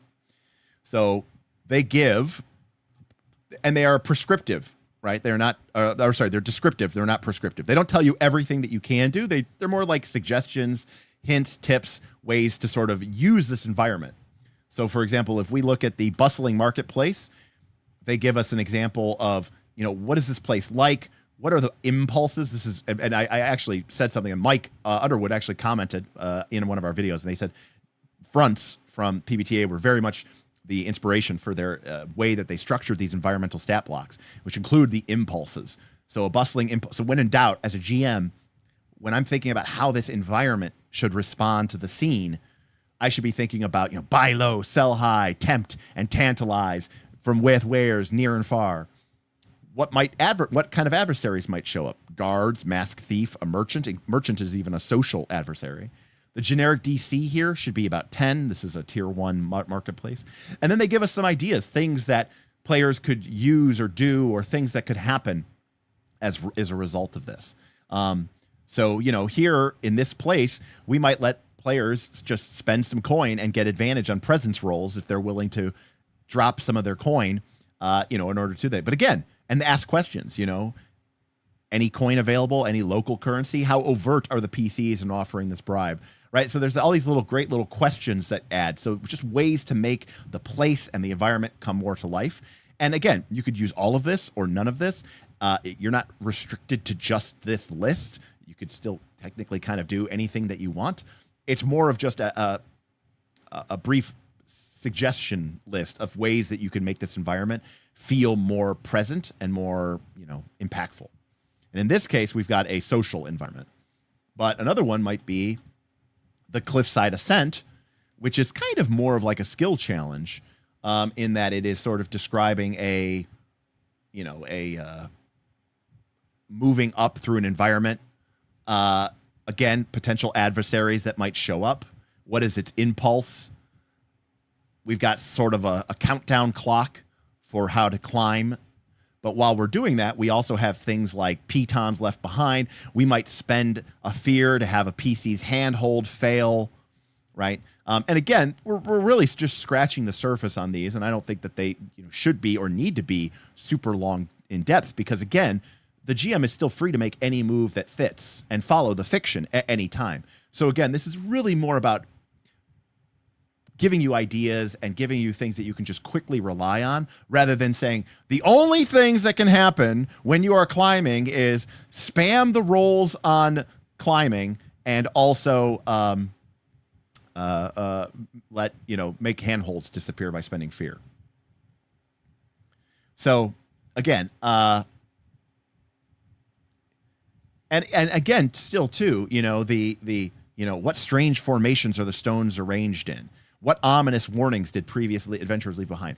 Again, environmental storytelling. And I think that's really cool because, again, remember, one of the GM moves that we have, GM moves, here we go, is things like ask a question and build on the answer. Reveal signs of an off-screen threat. Reveal an unwelcome truth or unexpected danger.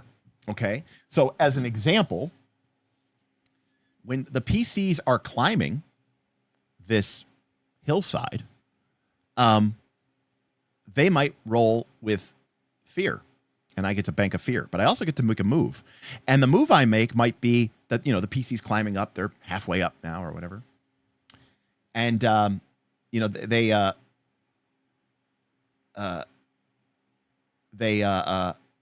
I describe a shadow, right? Suddenly flying across the cliff wall, moving quick against the sun, large, bigger than a human for sure, right? And I'm revealing a sign of an unexpected danger or an unwelcome truth, right? Maybe a griffin or a hippogriff or something has seen these tasty morsels as climbing up the cliff, and now it's sort of like it's flown across the sun, kind of spotted them, and they see the shadow quickly run, right? So yeah, this is also fabulous. Pulf. I mean, this one right here. I mean, signal an imminent off-screen threat. I mean, I'm totally okay with going full Fabula Ultima here and just potentially even showing a literal cutscene that the players don't even necessarily aren't even present for. I think that may not fit for everybody's idea of what belongs in an RPG, but Pulf, it absolutely fits in one of mine, for sure. So I'm a big fan of that. I also 100% approve of this leaning into, we fixed D&D by giving everything a stat block. Right. I mean, instead of just like wing it and figure it out, this game, which is about winging it and figuring it out, still gives you a stat block. And so, again, they're doing things in this game that PBTA games have been doing for a long time, but they're actually giving you support for it. They're giving you tools for it. And I think that's incredibly exciting. And I think that's going to be a lot of fun. And quite frankly, I think it'll be a lot of fun for, content creators and just independent creators. And who knows, maybe even Knights of Last Call to make adversaries, to make stat blocks for environments, to make, all this other stuff. Right. It feels much more like a tool rather than just, pages of flavor text for sure.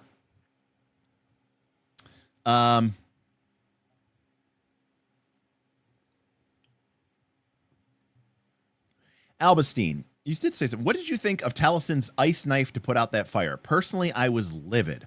I don't think I recall that. Again, there was not everything that I don't, I watched it on ×2 speed.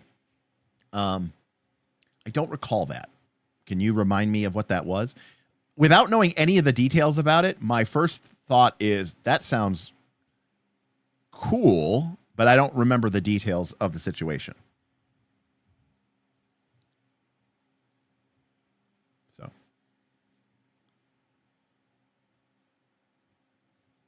winging it and figuring it out massively benefits from stat blocks for everything. For cities, for NPCs, and for environments, for factions. Right, Strat. And so one of the things that we started talking about was for these environment stat blocks, we actually started talking about like, okay, but we could also do stat blocks for factions, for nations, for cultures, right?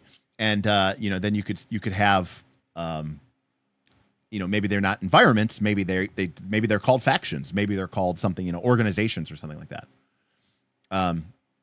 A character was on fire and he wanted to put out the fire by using ice knife. Matt let him roll and everything for it to do nothing. I believed he rolled well too. Oh, well, that's terrible, potentially. I mean, I don't remember that scene. Maybe I was like, I don't know, maybe I got up to get something to drink or something like that. I mean, for starters, following the fiction, I would absolutely allow somebody to use the magic of their ice knife to, put somebody out. For sure. I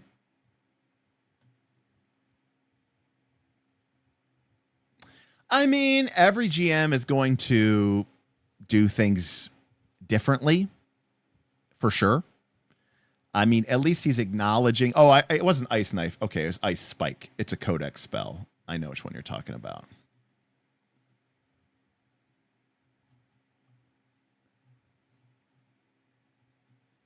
It's from the Book of Ava. Yeah. All right. Make a spellcasting roll, 12, to summon a large ice spike within far range. If you use it as a weapon, blah, blah, blah, blah, blah. Okay, so we have a couple of options here. In the fiction, there is a giant ice spike. And when a player rolls, they are giving a chance that they might fail, which gives the GM a move. They might succeed and roll with fear, which gives the GM a move. So if the player succeeds, number one, they would state their action. And they would say, hey, like, instead of an ice spike, can I, like, kind of use that frigid energy and sort of whirl it around Travis's character? For starters, it has to make sense in the fiction, right? So number one, cool. Like we should talk about that and right, make it seem cool, make it feel real, make it look like it would look like on screen. Okay, then I would have the wizard and I would say, and they would say, well, what are the stakes? And I would say, okay, well, you have to make the roll DC 12. Now I might modify that roll. I might give disadvantage to that roll. I might give advantage to that roll. It depends on the situation. The reason being because maybe this is harder. Maybe it's not just harder, because you're not just conjuring an ice spike. You're trying to carefully wrap your ally in a frigid zone of cold to put out the fire, to suck the heat out of the fire. Cool. Now, if Taliesin succeeds with hope, they get it. They succeed. I mean, they put the fire out. But if they succeed with fear, I might say they're put out. That was your goal. If you get success, if we agree to this binding contract of these are what I'm trying to accomplish, the GM has called for a roll. Yes, I agree to those terms. I'm going to roll. If you succeed, you get what you succeeded for. And that is why setting out the stakes is so important so that nobody feels bad. But if you succeeded with fear, I might say, Travis, the ice begins to fridge and form around you. It draws the fire and the heat out, melting away the ice, but leaving you frozen to the ground. Your character is restrained, which means immobilized, right? Or maybe I make their character vulnerable or something like that. Because in the fiction, they got partially frozen, but even though it did put out the fire, but they succeeded, but with fear, right?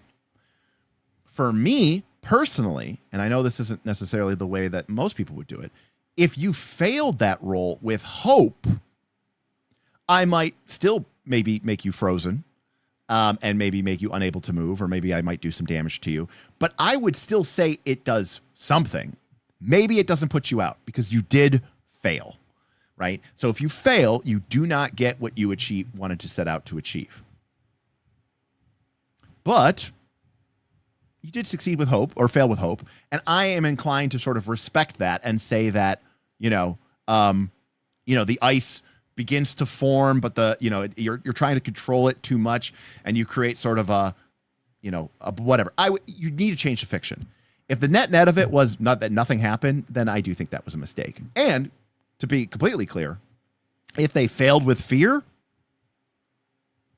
well, then, the person's maybe is still on fire and it did damage to them, right? So I think that if you're calling for a roll, it's got to be fair. And you got to state those stakes so that people, know why the thing is there. Well, the reason why there's a 50-50 chance of hope and fear, Anon, is because that's what makes the game exciting.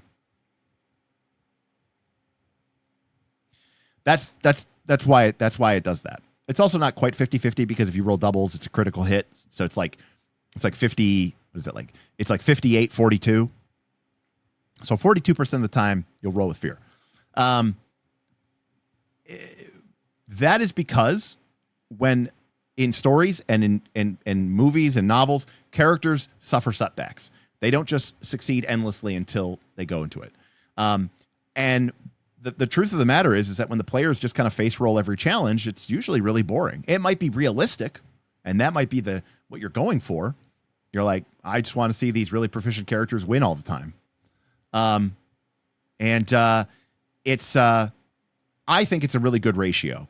And I also agree it's a puzzle for my GM brain to figure out for the fiction. And ultimately, by the way, if you really can't figure anything out, don't call for the roll or just give it to them.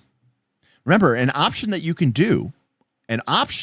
always do is instead of an action roll, you could tell the players the price and ask them if they want to pay it.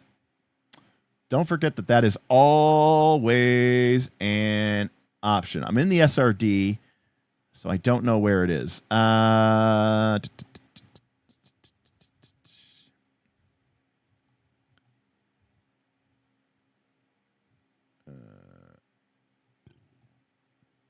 Is it not in? Maybe it's not in the SRD. Maybe it's only in the core rules. Okay. Let the PC. So when you call when an action roll would be needed or when an action roll would be warranted, one of the first options that we should do is let the PC guarantee success in exchange for a consequence. Right? I could say, hey, Trav, if you're okay with this, Travis Talisman, you flash freeze him real quick. It puts the fire out, but Travis, you're going to have to mark a hit point. Or Travis, you have to mark a stress. There's no right answer. There's no wrong answer. And if they go, yeah, that sounds good. I'm like, cool, done. And we're moving on. Right?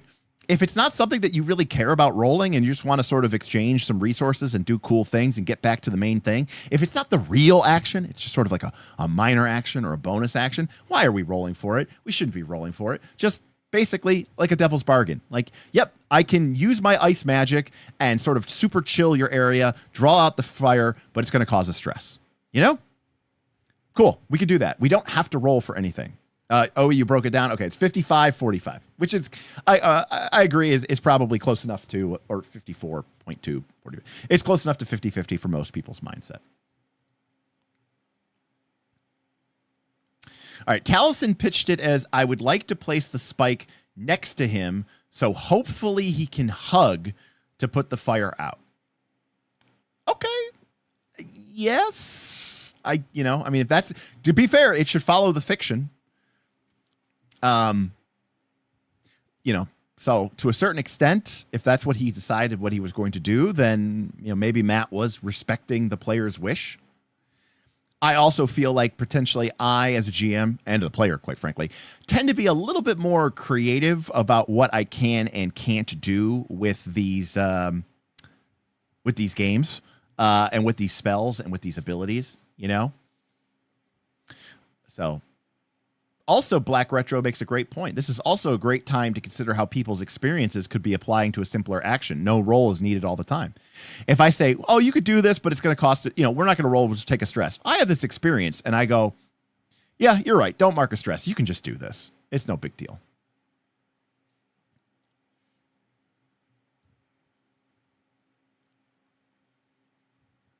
Right. Soft power magic. Exactly. Correct. This is the D&D mindset where spells are so prescriptive that they can basically only do what they say on the tin. Pathfinder 2 in some ways is worse. I tend to be much more, free-flowing with what these characters be. If there's no stakes, there should be no roll. And if you know the stakes, you don't need to think of the consequences afterwards because you've established them beforehand and communicated them clearly to the players, Ink Graves says, thank you for an excellent stream. You're welcome. What would you say a round-based combat game could learn/use from PBTA games to be more narrative while keeping the round-based structure? For it to be more narrative, the first and most important thing is to be fiction first, right? Instead of relying on the mechanics to decide what we can and can't do, we should rely on the fiction to say us what can and can't do. So I used this example on my Patreon the other day. In 4th edition D&D, there is the fighter has a mechanic called mark. And when the fighter makes an attack against an enemy, that enemy becomes marked, and they get a -2 penalty or -3 penalty to attack any other, character that isn't the fighter. Okay? This came up, by the way, in 4th edition all the time. In 4th edition, now, to be clear, I think what makes a TTRPG different than a storytelling game and different than a, say, board game is that the fiction, the world of the game, and the mechanics are in this sort of yin-yang relationship. However, there is still the question of which comes first. And in some games, they are, believe it or not, mechanically first games. They are mechanics first games. Now, that doesn't necessarily mean that you could ignore the fiction, that you should ignore the fiction. But you know what the truth of the matter is? A lot of times people do, or sometimes you're forced to. So let me give you an example. In 4th edition D&D, when a fighter makes an attack roll against a monster, hit or miss, they become marked and they get a -3 penalty to attack rolls. This is true even if say the fighter is invisible, and the creature that they just attacked with a bow from 300 feet away doesn't even know that they're there. They don't know where the arrow came from. They just suddenly are hit, and now they have a -3 penalty to attack the person they're fighting. The fighter could die, and that mark would still persist until the fighter's turn would have come next. Now, I know what you're saying. Well, Derek, we can make a lot of reasons for why that's true. Maybe the person's distracted. They're afraid because this arrow came out of nowhere and hit them. You are absolutely right. You are completing the yin-yang cycle by adding fiction to make the mechanic make sense in the world. But the fact of the matter is, you do not have to do that. What starts it is that the mechanic comes first, and the explanation of why this mechanic makes sense comes later. And in some cases, you could argue, is optional.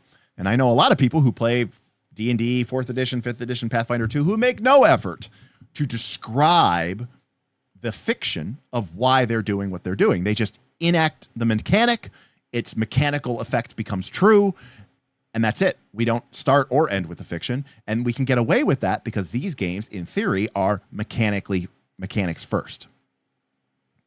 Now, you could do that, and we saw, for example, people doing that during Age of Umbra Episode 1, like where Travis just said, I give Marisha my 4 on my prayer die. That's a mechanic. It's not fiction. The idea of a fiction first game is that I don't care if your character has a prayer dice. I don't care if your character has the marking mechanic. You need to describe what you're doing in the game. And if it doesn't make sense to what's going on in the game, I don't care what the mechanic tells you you can or can't do. The mechanic isn't giving you permission to use it. The mechanic is simply telling us, right, if we choose to engage in this, what is the game effect? But we have to start from what is happening. What are you doing? Torchbearer Burning Wheel says, to do it, do it. You cannot just describe a mechanic. You have to start with, this is what I'm doing. That may result in us using that mechanic. But just because you have the feat, and just because you have an ability on your character sheet, or just because a mechanic exists in the game, okay, doesn't mean that you can use it. Let me give you one of the all-time biggest, not fights, but one of the all-time biggest, what the fuck is even happening here? And it's a great example, okay? You have a power. You have an ability. You have a feat. Pick whatever you want to call it. Feat, power, ability, okay? And this feat or power or ability is called something like knockdown. And you have to be using a bludgeoning weapon. And if you hit, you do damage to your foe and it knocks them prone. Full stop. This power that I just described exists in many games. And in fact, it also existed in 4th edition D&D. I remember when this power got used on an ooze or a gelatinous cube or something. And we thought it caused this kind of funny moment because we all agreed that it made no sense that the ooze could be knocked prone. But 4th edition was very much a mechanics first game, and it kind of didn't matter whether or not it made sense or not. Because I have this power, I have this feat, I have this mechanic, this is what this weapon does. So yes, it's going to knock this creature prone. Because this game cares about the mechanics. In a fiction-first game, that would never happen. It doesn't matter that you have the mechanics. What does that look like in the fiction? And if you can't describe it, then it doesn't matter that the mechanics matter. Now, the alternative that we get is we end up with Pathfinder 2. Pathfinder 2, that would be an issue. And why? Because Pathfinder 2 has such extensive rules imagery to it that it would say things like, the ooze would definitely have something that says it is immune to prone. Or the ability would say, this does not function on ooze type creatures, or it would have all this rules text so that you couldn't use it in that sort of environment.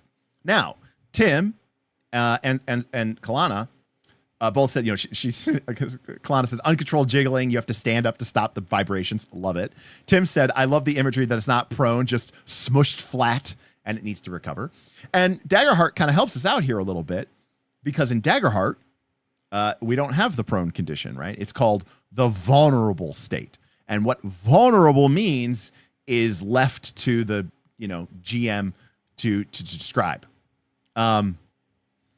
So, they kind of changed that in Pathfinder 2 Remaster, right? Where it went from flat-footed to just off guard, because I think they wanted to make it a little bit more generic, because they use that status, they use that condition for a lot of situations where a player is not necessarily flat-footed, but they are put into a compromised situation. Daggerheart goes a step further and just calls it the vulnerable condition.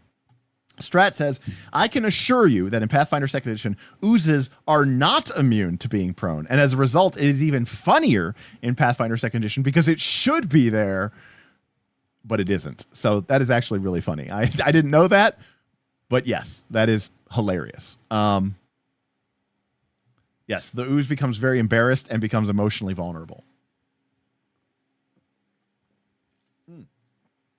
So that's another great example, Prince of Nowhere.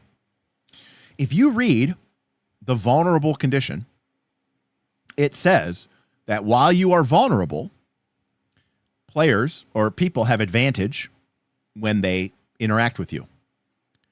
That's the mechanic. If a character became vulnerable because of some physical restraint, it may or may not apply to all actions.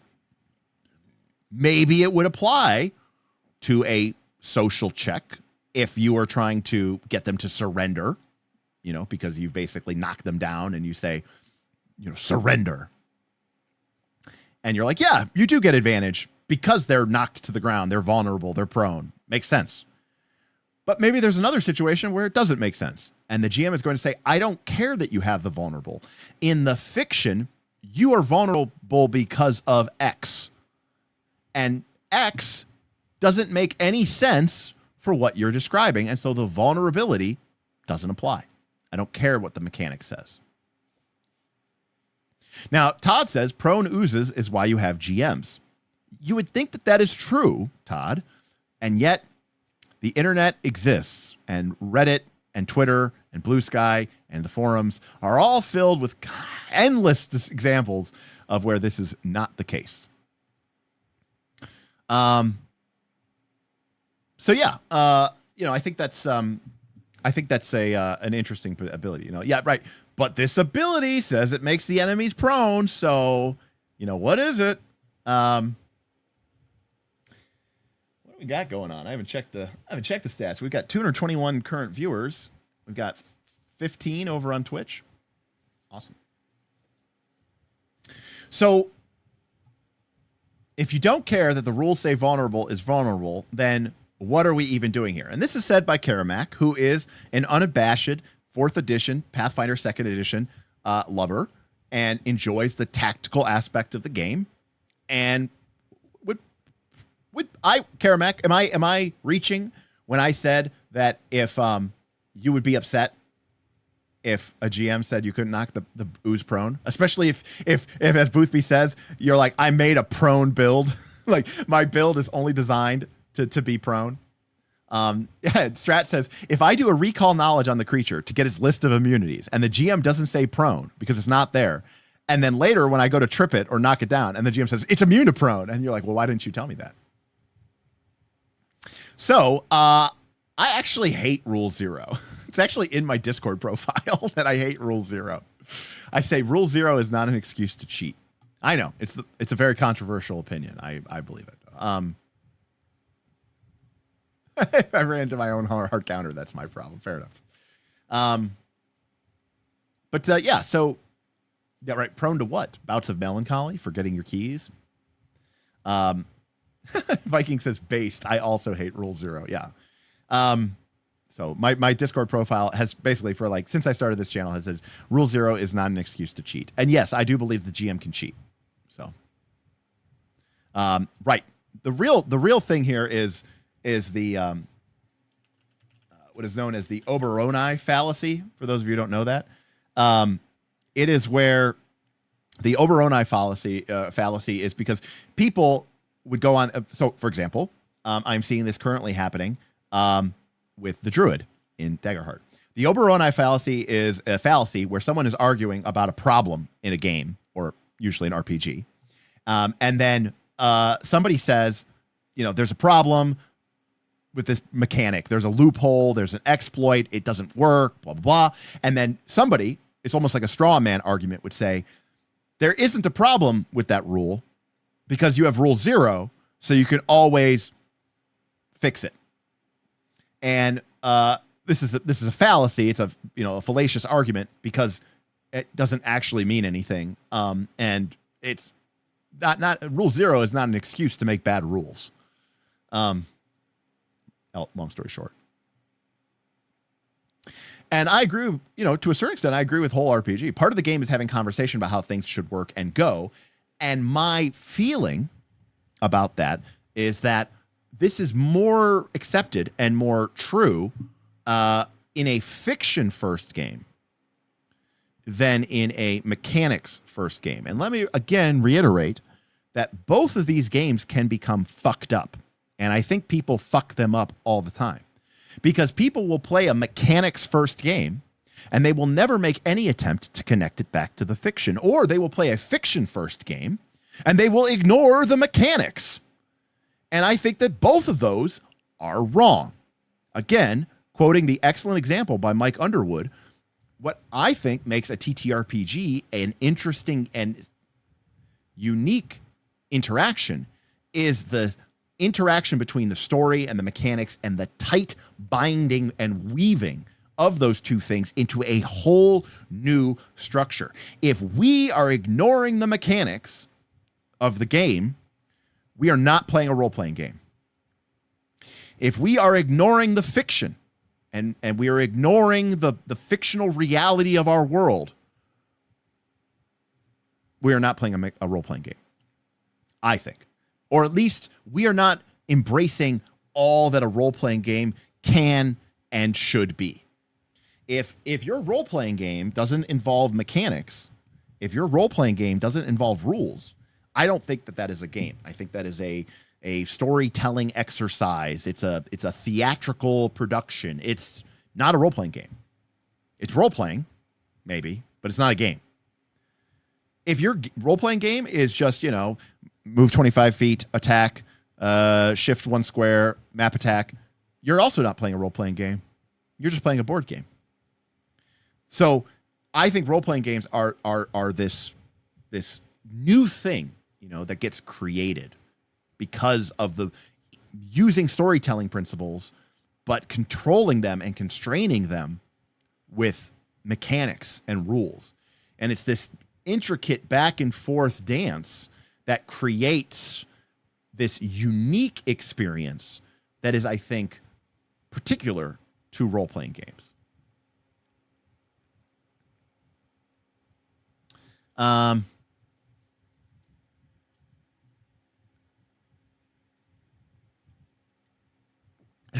Strat says a rules first and only game like Pathfinder 2nd Edition.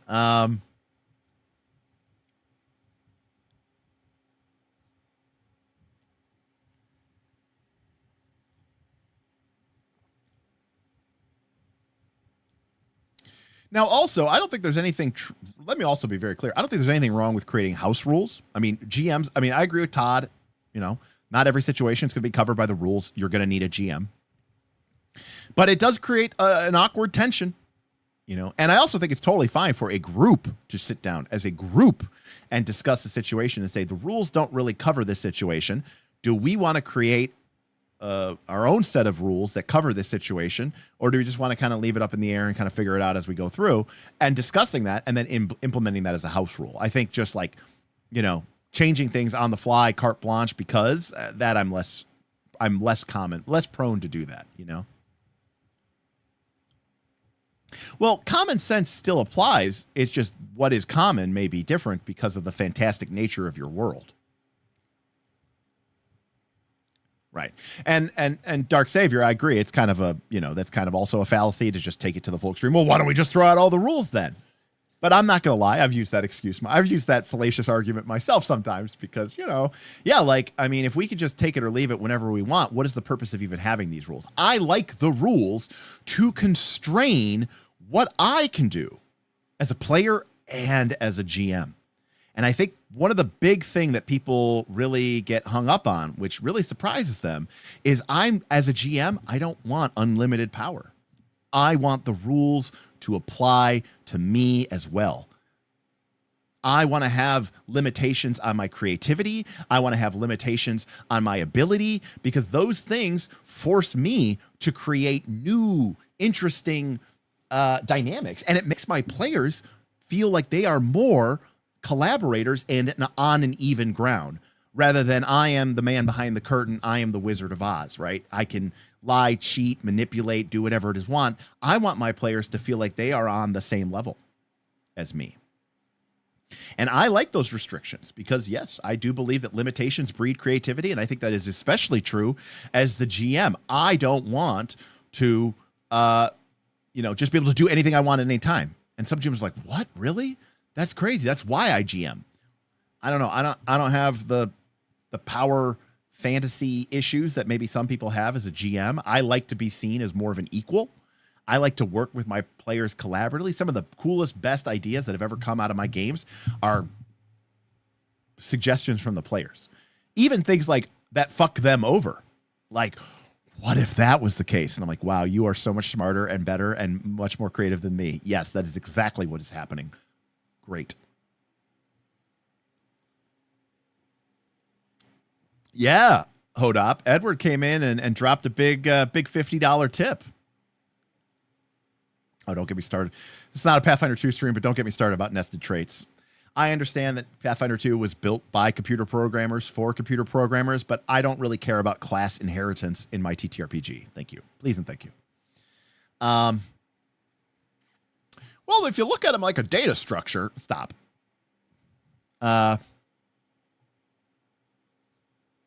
Right, Dark Savior. We've talked about Magic the Gathering before, and I consider myself both a Melvin and a Vorthos in terms of why I appreciate a card or why I appreciate a design. I enjoy rules and mechanics for their own sake. I enjoy them for their elegance, their design intent, what kind of play experience they create at the table, the feeling that they create, the kind of narrative moments that they can create, the kind of tactical and strategic decisions that they can create. I enjoy the rules for their own sake, for sure.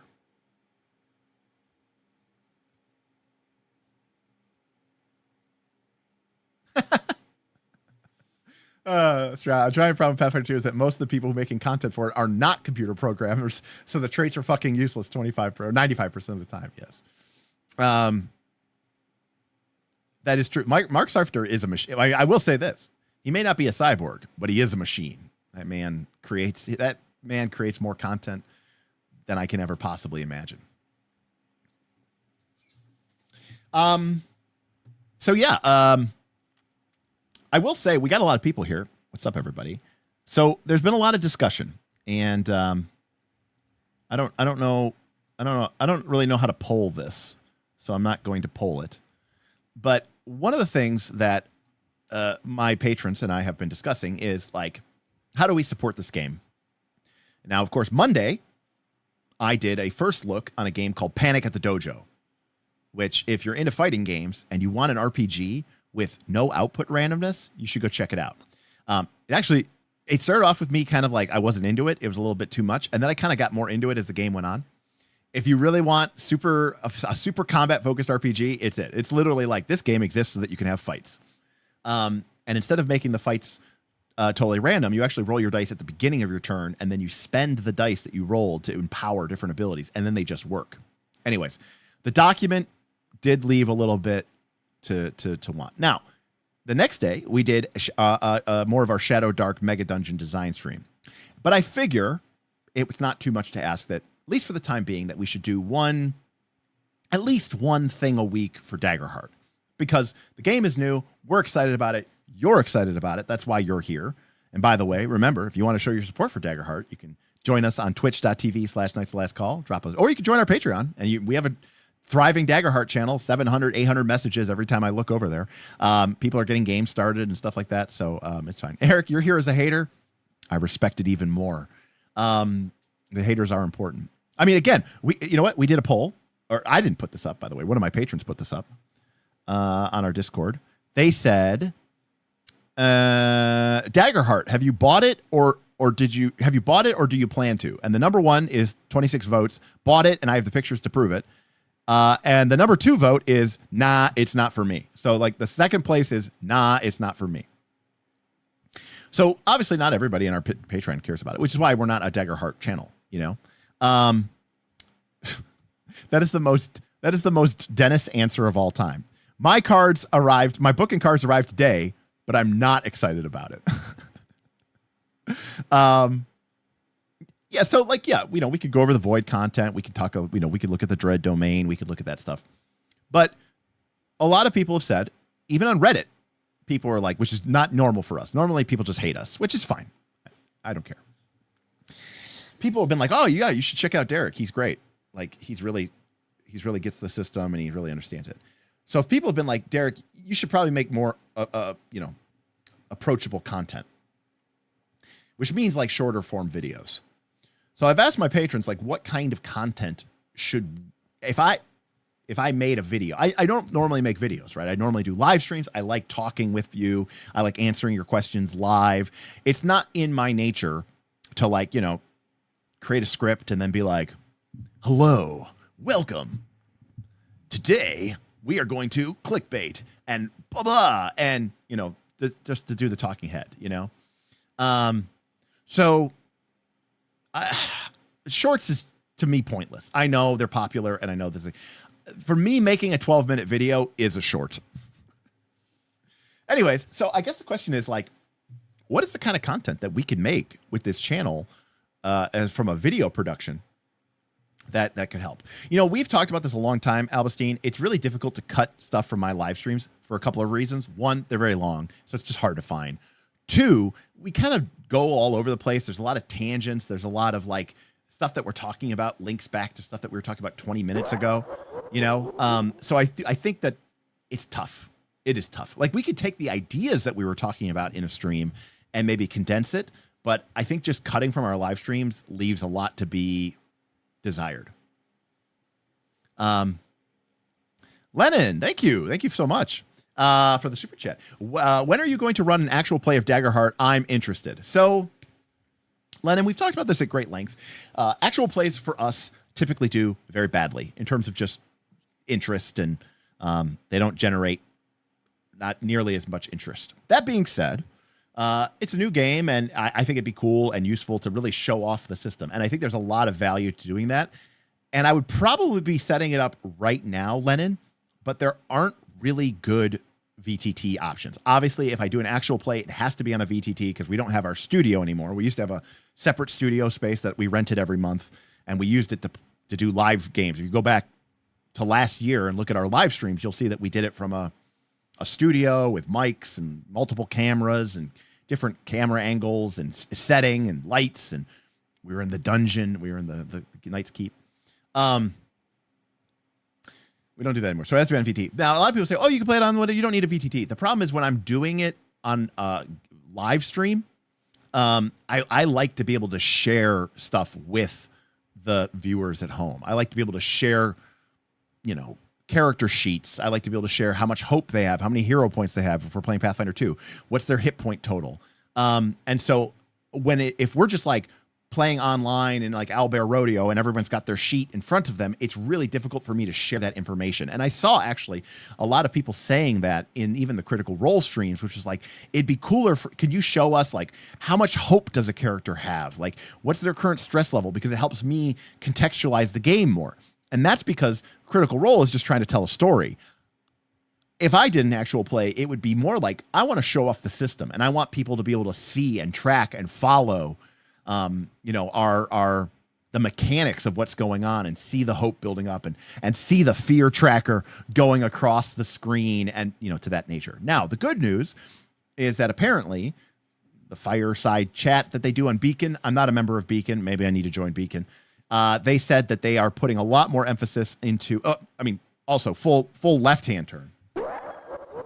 The only thing that they have right now is Roll20 integration with, and you can't even create a character sheet in the Roll20 Daggerheart. It has to be through Demiplane, and the Demiplane doesn't support any homebrew. So if I wanted to tweak something or change something or add something that isn't in the core game, I couldn't even do that because that's not even supported by the game. And for my reason, for me to run a game that is intolerable, that is just completely intolerable. So I cannot abide by that at all. I'd love to see it for Foundry, obviously, because I have a massive rant that is pretty legendary about how much I absolutely hate Demiplane, and I really hate Demiplane. And so and I believe at that time, I believe I said I would never use Demiplane ever, or something like that. I don't remember exactly what I said, but it was pretty, it was pretty intense. Let me see if I can find it here. Oh, here we go. I'm not gonna, you can just hear it. Okay. Your fucking service. Fuck you, Demiplane. Fuck you. Fuck your service. I'm never going to give you a single dime ever. It's horrible. I hate what you represent. I hate what you do. I hate everything about it. So that was my rant about Demiplane. That was from a while ago, but it's still pretty true. Now look, if you use Demiplane, you're not a bad person because it's the only way that you could get access to your stuff. I just don't like, I don't like digital content that is then locked to a single platform, which is inevitably going to fail at some point. I don't mean it's going to fail tomorrow. No, I just mean that at some point that service is not going to be around anymore. And I don't like that in order to fully use said digital thing, you also have to pay a subscription cost, which is also ridiculous. So it's I have to buy it virtually on your service and then also pay a subscription cost. So pretty much everything about it, I don't like it. Francois says you should try it. Thank you for the $5, Canadian. Francois, you should try it without streaming it. Then tell us about your experience. Oh, Francois, that could certainly happen. But the other side of it, Francois, is, well, if I'm playing it, I feel I'm a streamer, I'm a YouTuber, I need to make money because I don't have a job. So I'm if I'm playing the game, especially if I'm playing it online with patrons or, friends, I feel I should be at least trying to record it and share it so that people could see that, So there's sort of a yes, but no type thing here situation. I'm not trying to make excuses. I'm just trying to say, I find that I think it's a big miss that they did not launch with a robust set of virtual tools. And I got to imagine that somebody dropped the ball. Now, maybe Darrington Press is too small, or, maybe they've never done this before. But to have there not be a completely, robust virtual environment is something I would expect from, I don't know, me, a nobody, person who produces something, Well, the problem is, you said I have to imagine they thought D20 was enough. I imagine you mean Roll20. The problem is, even on Roll20, you can't create adversaries, you can't create new classes, you can't create anything. You were just locked into it's in my opinion, it's not even close to good on Roll20. He would tell me that it's really fucking hard to make a Foundry module, but you know what? He still does it, and he pays for it, and he gets it done. And when it, gets shipped, he has it. So yeah. And if you want to see, I don't, by the way, it doesn't have to be free. It does not have to be free. Free League sells premium modules for Dragonbane, for Forbidden Lands, and they are fucking awesome. I love them. They look great. They play great. They have everything that you need, incredible tokens, great rules, and you pay money for them. It's an extra cost, but worth it. People will pay, even in this economy, people will pay if they're getting their value and it's not some sort of fucking, software as a service, if you actually get to pay for it, So if Daggerheart came out with a slamming Foundry module, $10, $15, $20, I would buy it in a heartbeat. And I think a lot of people would too. And it's funny that you say that, Gamma. And by the way, thank you, Gamma, for the Prime sub. I wonder if their experience is primarily an in-person game led to under-prioritizing the VTT content. Now, I say this as someone who loves playing in person. I love it. It's great. Even as a GM, I GM better in person because I'm one of those GMs, especially when I'm playing a PBTA game, right, where I'm managing that spotlight. I'm looking left, I'm looking right. I need to read people's body language. I want to see, what's going on. That could be tough on a VTT. So I love in person, but the fact of the matter is that in this day and age, you got to prep for the VTT. Now, I did say, Saren, I think Darrington Press is really like 3 people, which is fine. But they've had a year plus to do this. I don't know, I can't fault them so much, but I feel like they kind of shot themselves a little bit here in the foot, Now, it's true. Colville's going with his own personal VTT for his game. I still don't know if that's a great idea, but contrary to my belief of actual work, in person is far superior to TTRPG. Well, let's talk about that for real sec, okay? Because real talk, I used to go into the office every day, as most people did, for many, many, many, many years, and I found no shortage of ways to waste my day while I was at work. But I will be the first to admit that I probably got more work done at work than when I work from home. The distinction or the difference, though, is that when I would work from home, I would kind of basically be able to work whenever, however, and if I needed to work, I could just work. And I didn't have to worry about being distracted by a coworker or by somebody's birthday or by bagels being dropped down, right? So I do think it's a fallacy that you work, people work so much better from home than no, at home. I mean, it's easy for me just to get up and, take the dogs for a walk. But it's not like at work there wasn't a million distractions any case. But in some cases, too, being at home can actually be much less distraction. You can focus in, you can lock in,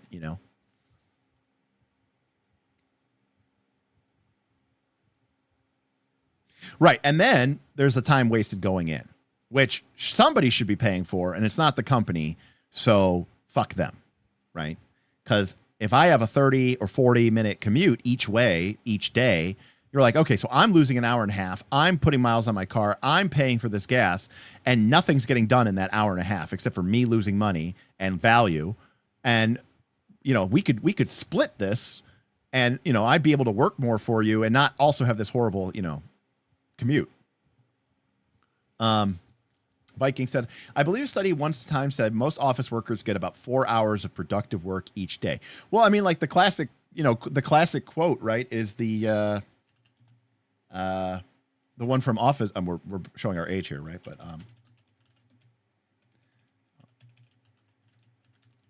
this is the classic line from Office Space, right?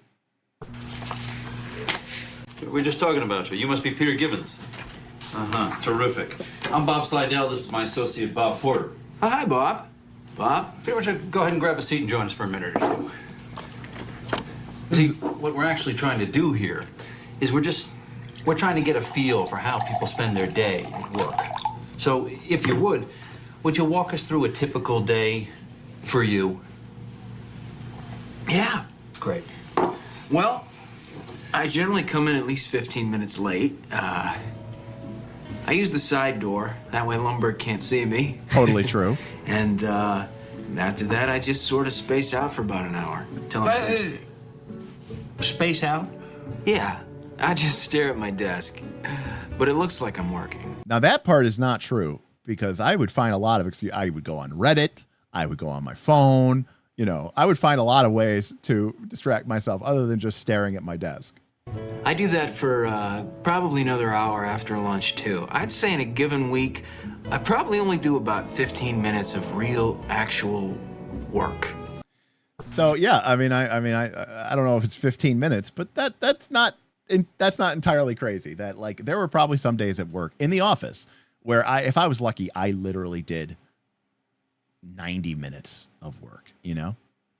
Definitely not me at work watching this stream. Exactly, Jeremy. In fact, funny story, this is a totally side note here, but this is how old it was. Like I didn't have a smartphone. I had like a flip phone, but my work, I started working at Progressive Insurance. And at the time, they really restricted the internet. Like you couldn't access Gmail, you couldn't access Facebook. The reason I got my first smartphone was because I was like, I wanted to be able to access Gmail and Facebook at work so that I could stay in touch with my friends. And I literally got a smartphone just so that I could have a way to do it, you know?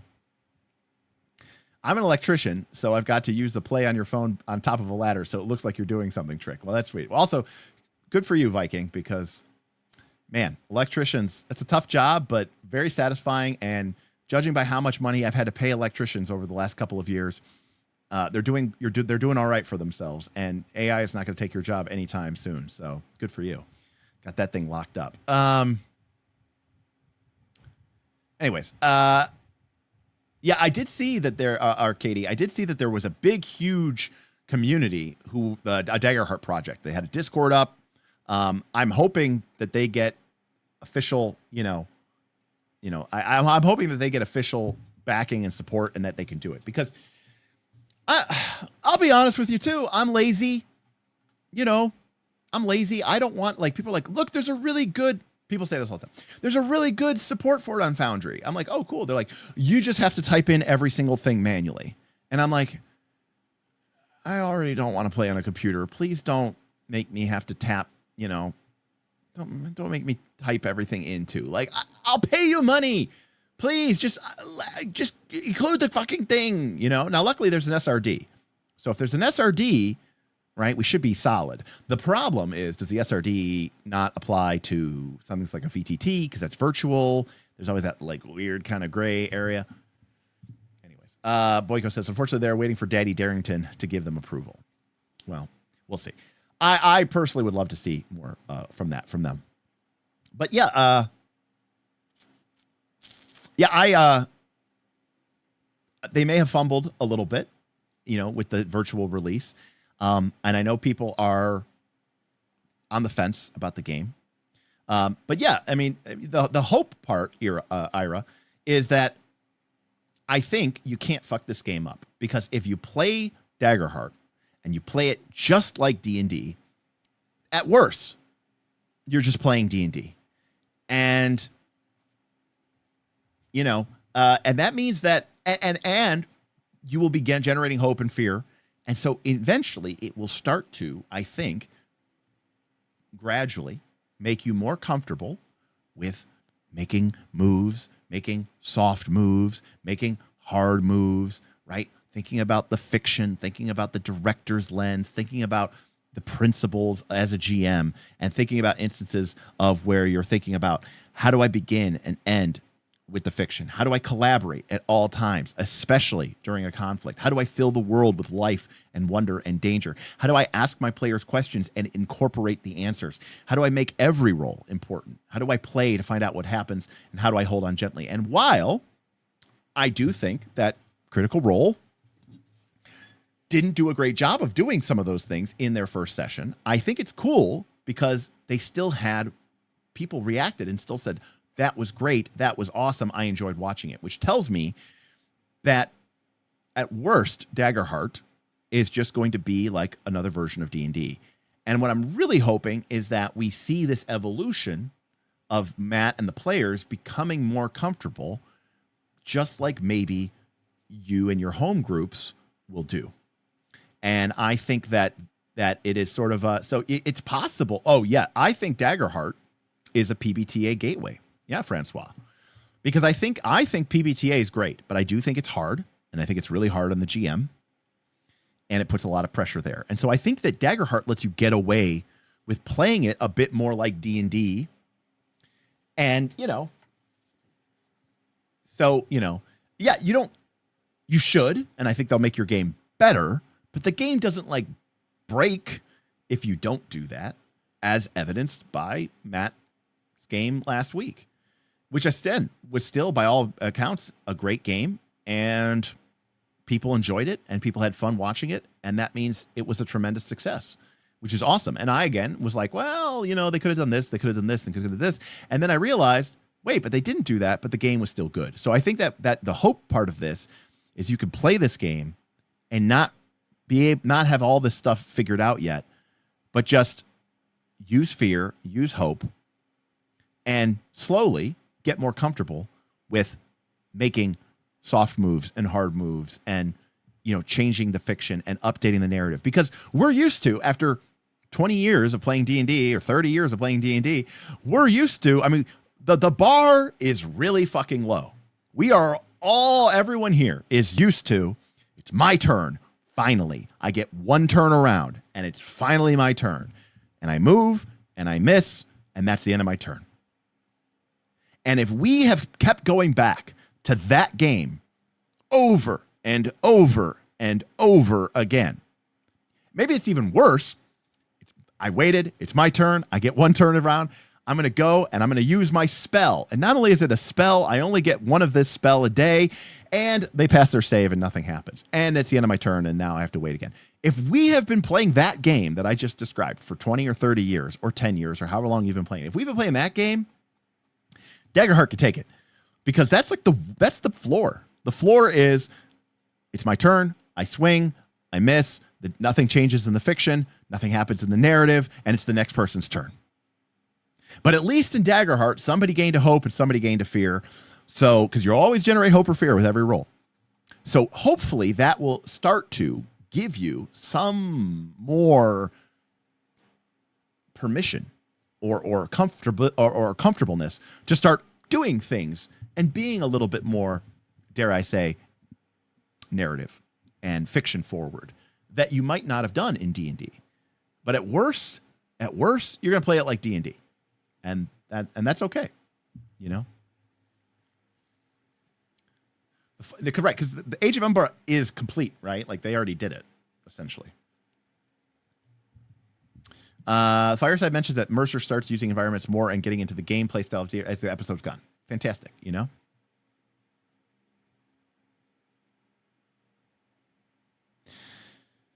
There's an element to that, Todd. I think everybody was trying to distance themselves from WotC, but I also think that, I don't know. I'm not going to put words in their mouth. I could guess, but I have no idea.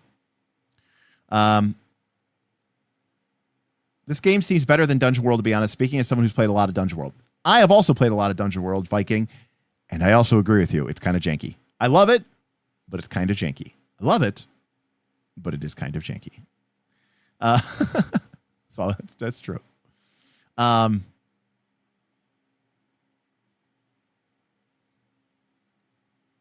Or there is 3rd edition, where you have a 20-point higher hit bonus than the enemy's AC. You aren't missing, and the spell may fail, but if it succeeds, and the enemy is just instantaneously dead. Yes.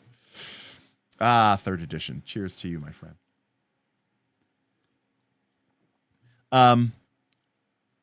I did mention it's janky. Well, they're making Dungeon World 2, so maybe I have my own problems with Dungeon World 2, but my only problem with Dungeon World 2 is that they are trying to make Dungeon World 2 Daggerheart, actually, basically. Do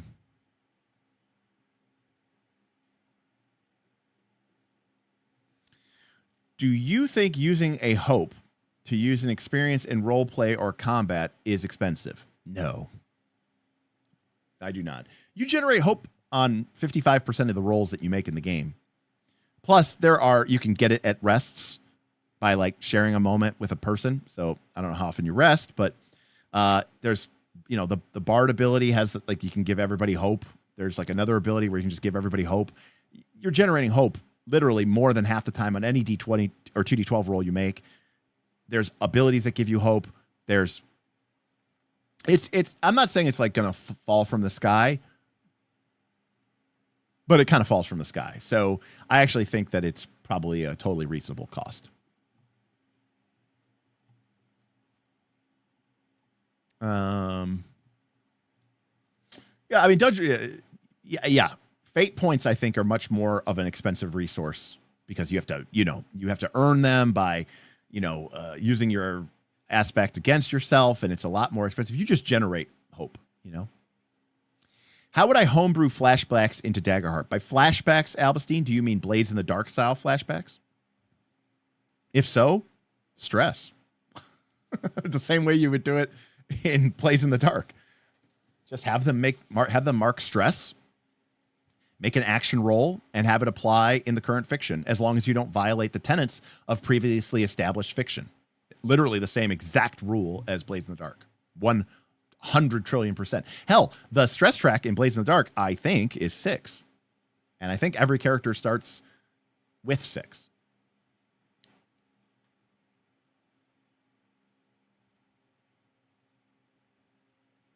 Well, you would just have them use hope in the same situation. I mean, it depends on how cheap do you want the experience to be made, I suppose.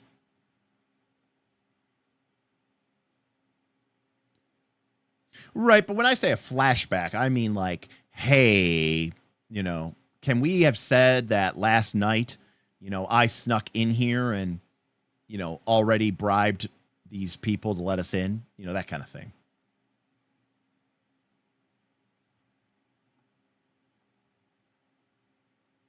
Yeah, that's right. Halfling gives everyone a hope at the beginning of the session. If you have 2 or 3 halflings in your party, everybody starts with 3 hope, plus the hope you start with. I don't know, Mikey. That's interesting. My guess is no, they're going to make the game that they want to make, and they're not going to care what Daggerheart did. But also, to be clear, Dungeon World 2 is not going to have anything close to what we see here from the terms of like the combat part of the game. With the domains and the ranges and all these different powers and your loadout and your vault. We're not going to see any of that. Dungeon World 2 is not going to have any of that.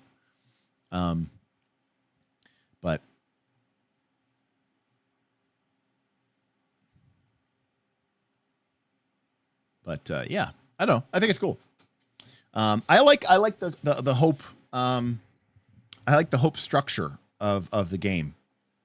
I like that aiding costs a hope. That way you don't get people just spamming help.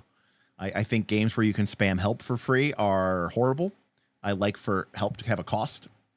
Otherwise, it's just like, well, I help him. I mean, 5th edition, it's completely ridiculous. You get freaking advantage. And then guidance is a cantrip. So it's like between guidance and help, you can give somebody basically free auto pass like at any time. It's just completely crazy. Why even have a skill check?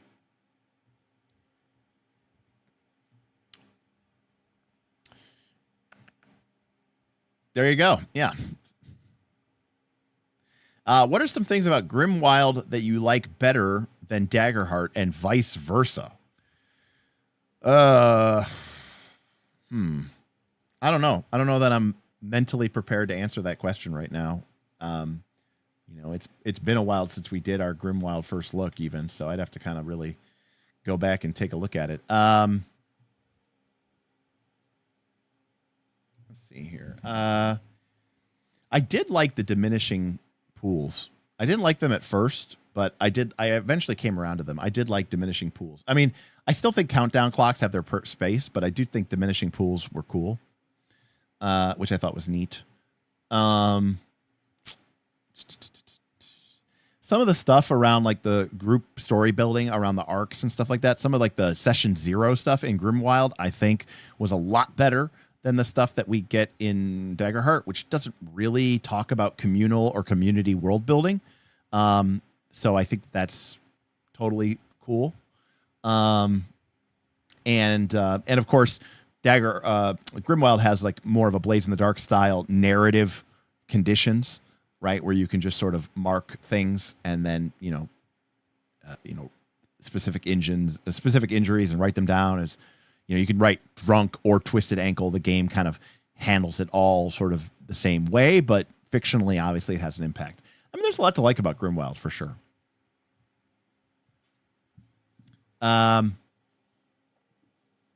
Albustine, I think help is before the roll, I think.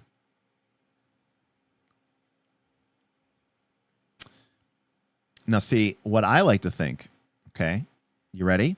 Let's Daggerheart this. Frodo started with a bunch of hope, and that's what made him so, resistant to the ring. But as he traveled forward, Frodo kept being destroyed, the ring destroying him. And each time Frodo would be killed, he had to avoid death because he can't possibly give in. But that causes a scar, reducing his hope. And by the time the movie ends, Frodo, physically and mentally, has all of his hope slots filled with scars. Which means, per the rules of the game, he must now retire his character. So he goes into the west, and he takes the gray ship from Mithlond, and heads west.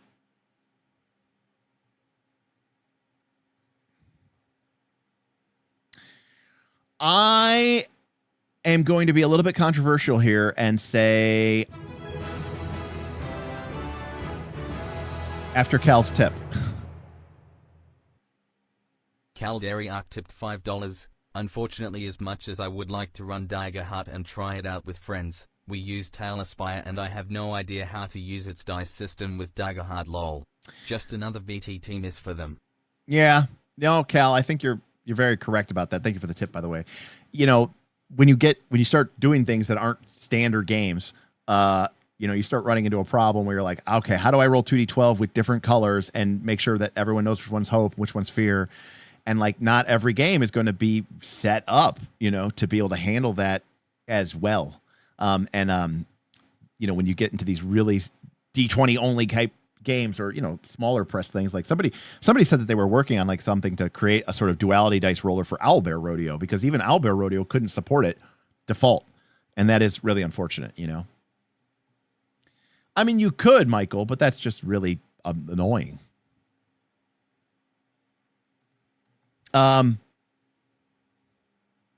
Francois says, chef's kiss. What do you think about having to roll for getting a scar or not? No, it should just happen. If you don't want a scar to happen, don't choose avoid death. Choose risk it all and roll. Because if you risk it all, if you fail, you die. And if you pass, you come back and there's no scar. Yes. Scars make you lose they fill in the hope point slot permanently. Oh, Boyko's saying there are Tailspire modules for duality dice, Cal. You may have to get in on this.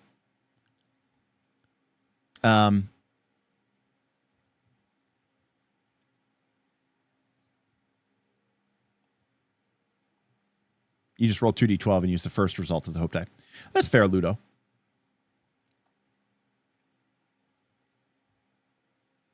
Ooh, Mateo. I like it. Scars automatically happen in my games. They also get a trauma, which is a negative experience that I can activate with fear after 3 scars. I love it. I love it, Mateo. That's great. Yeah, very much kind of like having a trauma in Blades in the Dark. Very cool. I'm curious, Eric, why that changes your stance on this not being a game. Is the only fail state in your game people being able to permanently die? Because to be clear, they don't even permanently die once they run out of hope. They just retire. So they're not even dead then. Yeah, Mateo, that's great stuff. Really cool stuff. I mean, you could have a lot of fun with that outside of it. I mean, I think that's cool, but you could also, as a GM, by the way, side tangent, as a great, I'll call it a permanent consequence for a player. Okay. Like, for example, you want to curse a player. Okay. So you give them maybe, they kill a witch. All right. You're fighting a witch. And, you know, and she's cackling at you madly. And they told you, don't fuck with the witch, right? And you kill the witch, and when you kill her, you succeed with fear. Or, you know, you don't even have to succeed with fear. But point is, GM could spend a fear. And the GM says, like, you know, as you drive your blade into the witch's heart, she looks up at you, and with her last breath, she curses you with her dying breath, and you feel a chill wash over your bones. And then the GM gives you a new experience, which is cursed. And there might be weird situations where you could activate it. Oh, there's actually two ways you could do it. One, the GM could spend a fear to activate your curse to give you a disadvantage, which is a D6 negative. But alternatively, you could also, maybe separately, or maybe it's a different thing entirely, the player could activate the cursed in order to, like, for example, maybe it's not cursed, but maybe your character's like a dark knight, okay? And they have they used to serve this demon lord, right? This demon king, but they broke with him because, you know, the demon king got, you know, he became too powerful and started killing innocent people. And he's like, no, like this has gone too far. And now you're like a traitor to the demon king, but you still have this special experience, right? Which is called like the demon soul. And it's an experience that you can tap into, but you don't pay for it with hope. You give the GM fear in order to activate that experience. So you can call upon that experience. Maybe that experience isn't a D6. Maybe that experience is a D8 or a D10. But you have to give the GM a fear in order to activate it, because by tapping into that dark power, you are sort of giving power to the dark side, right? And if this was like a Star Wars game, you could have these kind of like dark side elements and you could tap into it that way. But another way, like I said, is to do is like what Mateo was talking about. You could just have that as a narrative consequence. The witch curses you, and now the GM can spend fear to give you a D6 disadvantage die on your die roll as a way to spend fear. But additionally, that could be a cool way that players would have to do a long-term project, potentially, in order to maybe cure the curse. It's not just something that goes away at the next rest. It's like a semi-permanent thing where it's not like permanent. But to be clear, even in Blades of the Dark, traumas aren't permanent. You know, you can actually do long-term projects to clear them, which a lot of people don't know, but you can. But I like any or all of that. And by the way, this is what I love about games like this. It's crunchy, but nothing matters. So I can make up whatever I want. And that's great, you know? But yeah, something like that would be really, really cool. And I think players, you know, people like, you know, especially if you want that dark character, you know? Again, I remember we played a 13th Age game, and this guy who is a Minotaur rogue, and he used to work for the Diabolist. And so he still had access to sort of the dark dimension, and he could like take the party into like the shadow realm and like move quickly and transport them. But it would always have a cost, right? If crunchy but nothing matters, then why have the crunch? Because crunch is fun, you know? That's why. Crunch gives it context, you know? But ultimately, correct. If you want the crunch to matter, then your game has to be, I think, mechanics first. And if your game is mechanics first, then it is not fiction first. And if your game is mechanics first, then the rules and the mechanics dictate what can and will happen, not what might happen. Does that make sense? Now, let me be very clear about something here, okay?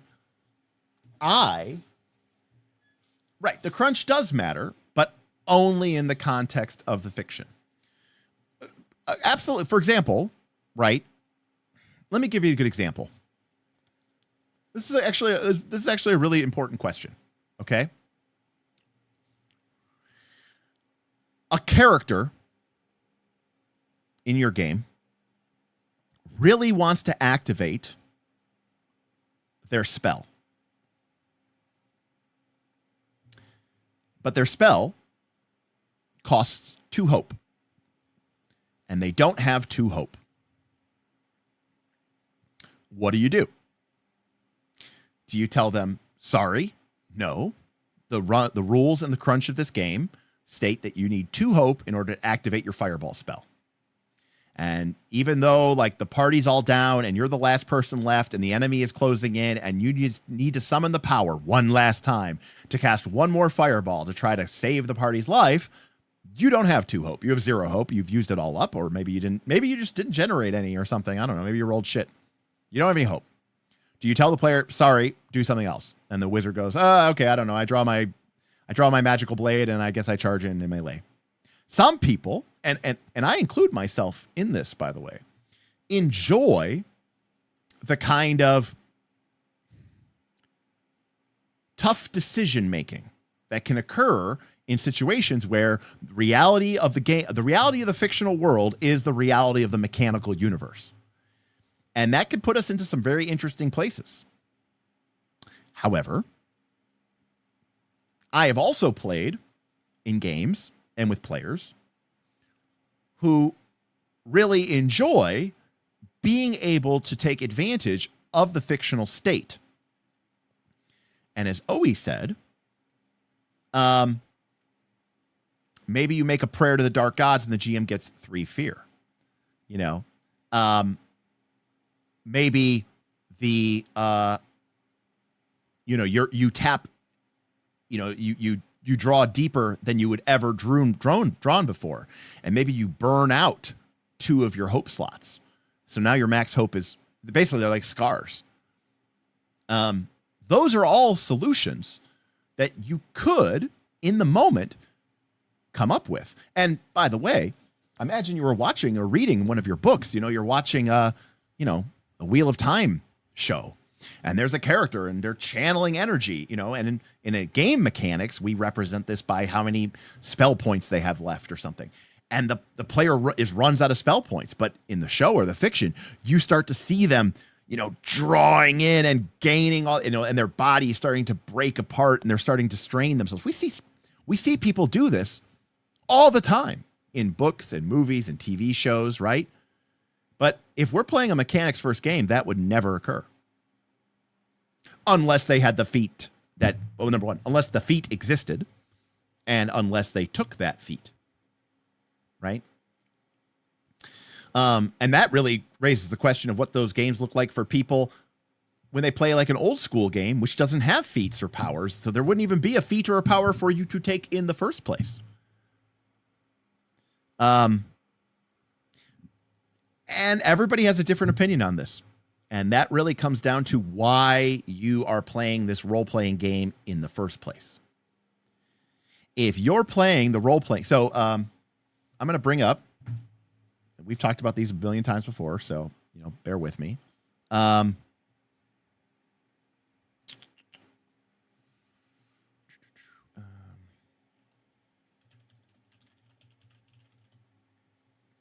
So there are 3 types of player types, okay, in Magic.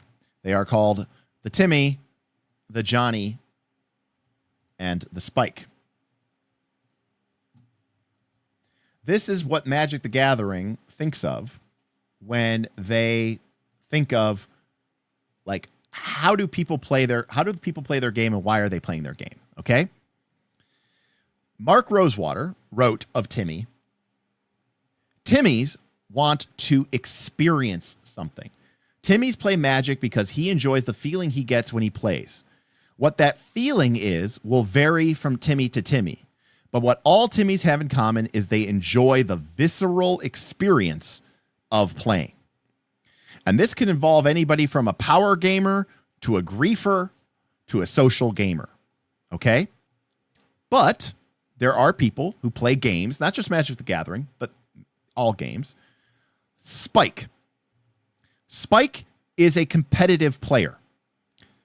And they primarily play the game to prove how good they are. Right? Spikes play the game because for them, they use the game as a way to prove or to show off to themselves, right, how they can win. And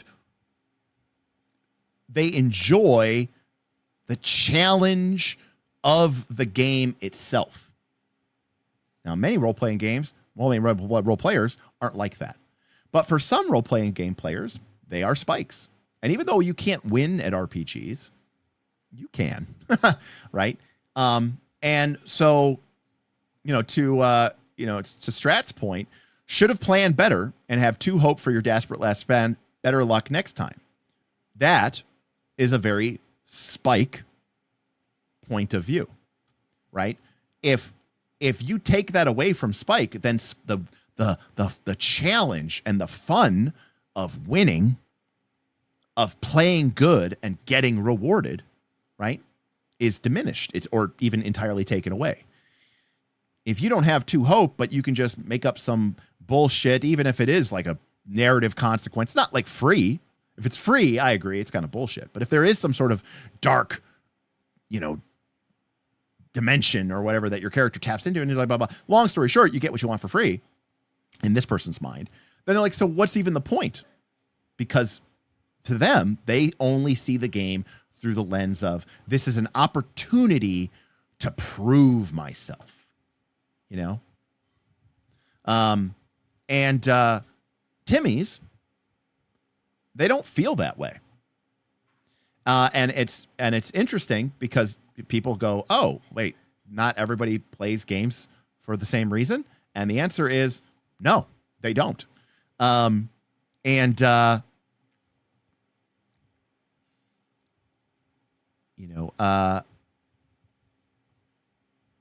Spikes look at Magic and they see these as opportunities to learn and grow, gaining knowledge and applying that knowledge against worthy opponents, adapting, gaining insights, and evaluating their behavior to do better next time.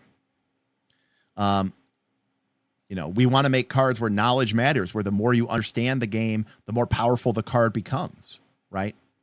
And Tim is, of course, completely correct as well. Different games need and require different mindsets. So that's also very, very true. Some games play better than others in different mindsets. Lastly, I think we can all agree that we know somebody who is a Jenny, okay, or a Johnny. All right, Jenny and Johnny, all right, they view the game as a mode of self-expression. Now, for Magic the Gathering, this usually means like, I don't know, I really like turtles. I'm going to build a deck that only has turtles, okay? But like, they view the opportunity to build a deck as an opportunity for a way to show off their characters. Boyko, that is absolutely not true. In fact, one of the most core things to understanding the player profile of Magic the Gathering character types is that many characters, like for example, Johnny's a great example. A lot of Johnnies will be combo players. They don't care if they win as long as they, as long as they got to demonstrate their engine. The Timmy character might not care if they lose as long as they got to put their 2020 into play. I can't even tell you how many Commander players build decks that really aren't built to win. They're built because it's a cool theme, and they're happy that they built a game or they built a deck that espouses that theme. And they're like, look at me, this theme works. Calderiarch tipped $3. My magic deck is Opsol counterspells Tehe. Now, see also Griefer, right? Cal's like, I'm having fun when nobody is having fun, right? And he doesn't care if he wins the game or not. His maximum goal in that game is to just piss everyone off until they maybe quit, or at least he has sucked enough from their tears that he is well nourished, okay?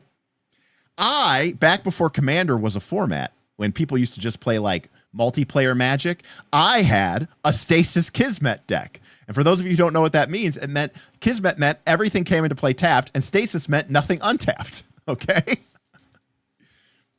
Correct, Travis. That's a good way to put it. He won, but it was his winning condition, not the game's winning condition.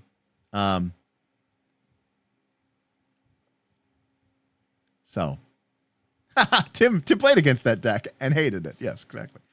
S for cube. S for cube sounds horrible to me, by the way. S for cube is still my favorite cube format. Everyone's deck is just counterspell. Exactly. Uh-oh. Are we getting into a what is even a game debate in chat? You should know that this, if you're having a what is a game, you should you almost require to join the Knights of Last Call Discord. I think our number one conversation in the dumpster fire, which is called the dumpster fire, by the way, is what is a game anyways? Or what is role playing? And is a role playing game, are you ready for this? Is a role playing game a game with role playing, or is a role playing game a game about role playing? Mateo says it all makes sense now, Todd. Todd says, I'm totally a blue decker. Collect your tears. Todd, I don't want to judge you because I don't know you, but I could have called that, buddy. Have I ever considered playing Q? I mean, are you asking would I ever play Magic the Gathering on stream? I don't really like digital Magic.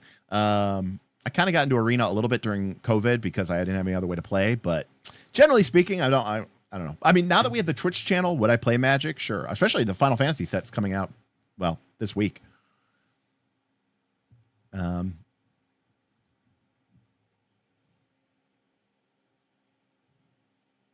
Correct. Elia is correct. You know, if you're going to play against the Dark Master, don't play the game if you don't want to track which of your fingers broke because of that critical hit. You know? That's the game. And for some people, that is really, really enjoyable. I'm really excited to see which finger I broke, you know? If you're playing Mithras and you want to know which part of your shin bone that blow connected with and what your armor rating is for that particular shin, because it might be different than your other shin, you should know that going into play Mithras or RuneQuest. But some people don't give a shit what the armor value of their shin is. So, you know, games are made to do different things and to, you know, communicate different experiences, which is great. Oh, you mean draft with the other knights? Yeah, I mean, that could be fun. I mean, we did last year at Origins, we did a draft or two, right? Trevco brought up some cards. We did some drafts. Alvestine, that sounds crazy. Go watch our RuneQuest or go watch we have a RuneQuest stream, and we have a Mithras stream, and we have an Against the Dark Master stream. Actually, we have streams on all of those. Anyone got a synopsis on Daggerheart versus D&D? Yeah. The answer is Daggerheart is basically a way to play D&D and start adding more narrative elements. I think I'm going to say this very, very cautiously and carefully. I think Daggerheart is pretty much, I think Daggerheart could play everything that D&D could play, but I don't know that D&D could play everything that Daggerheart plays. So I do think Daggerheart is the better game. And so, you know, I mean, obviously D&D has like encumbrance, but I don't think anyone who plays D&D uses that anyways, so I don't know if that counts.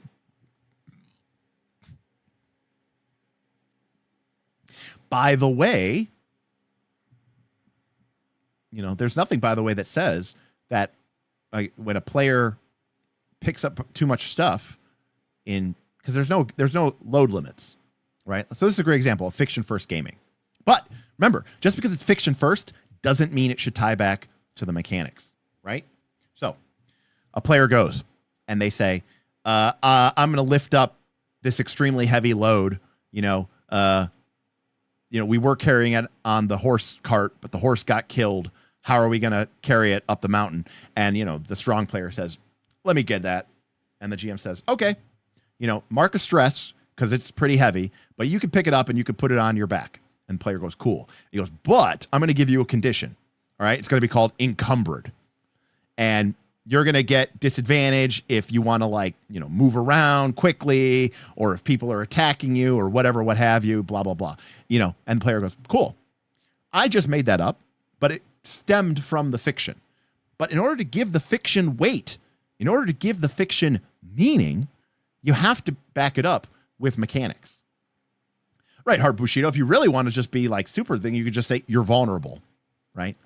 And so that is what fiction first gaming means. It means we don't need a rule for encumbrance, because when that becomes real in the fiction, we'll just apply it. Now, some people really want to, track how many ounces and pounds they want to track. And there have been games I've played where that is the case. And that can be fun, but not every game, needs to be that.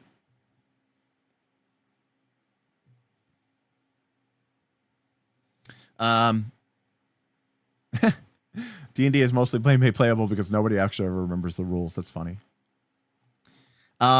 So Critical Role is starting. I think people have already started signing off. They have. We're down below 200.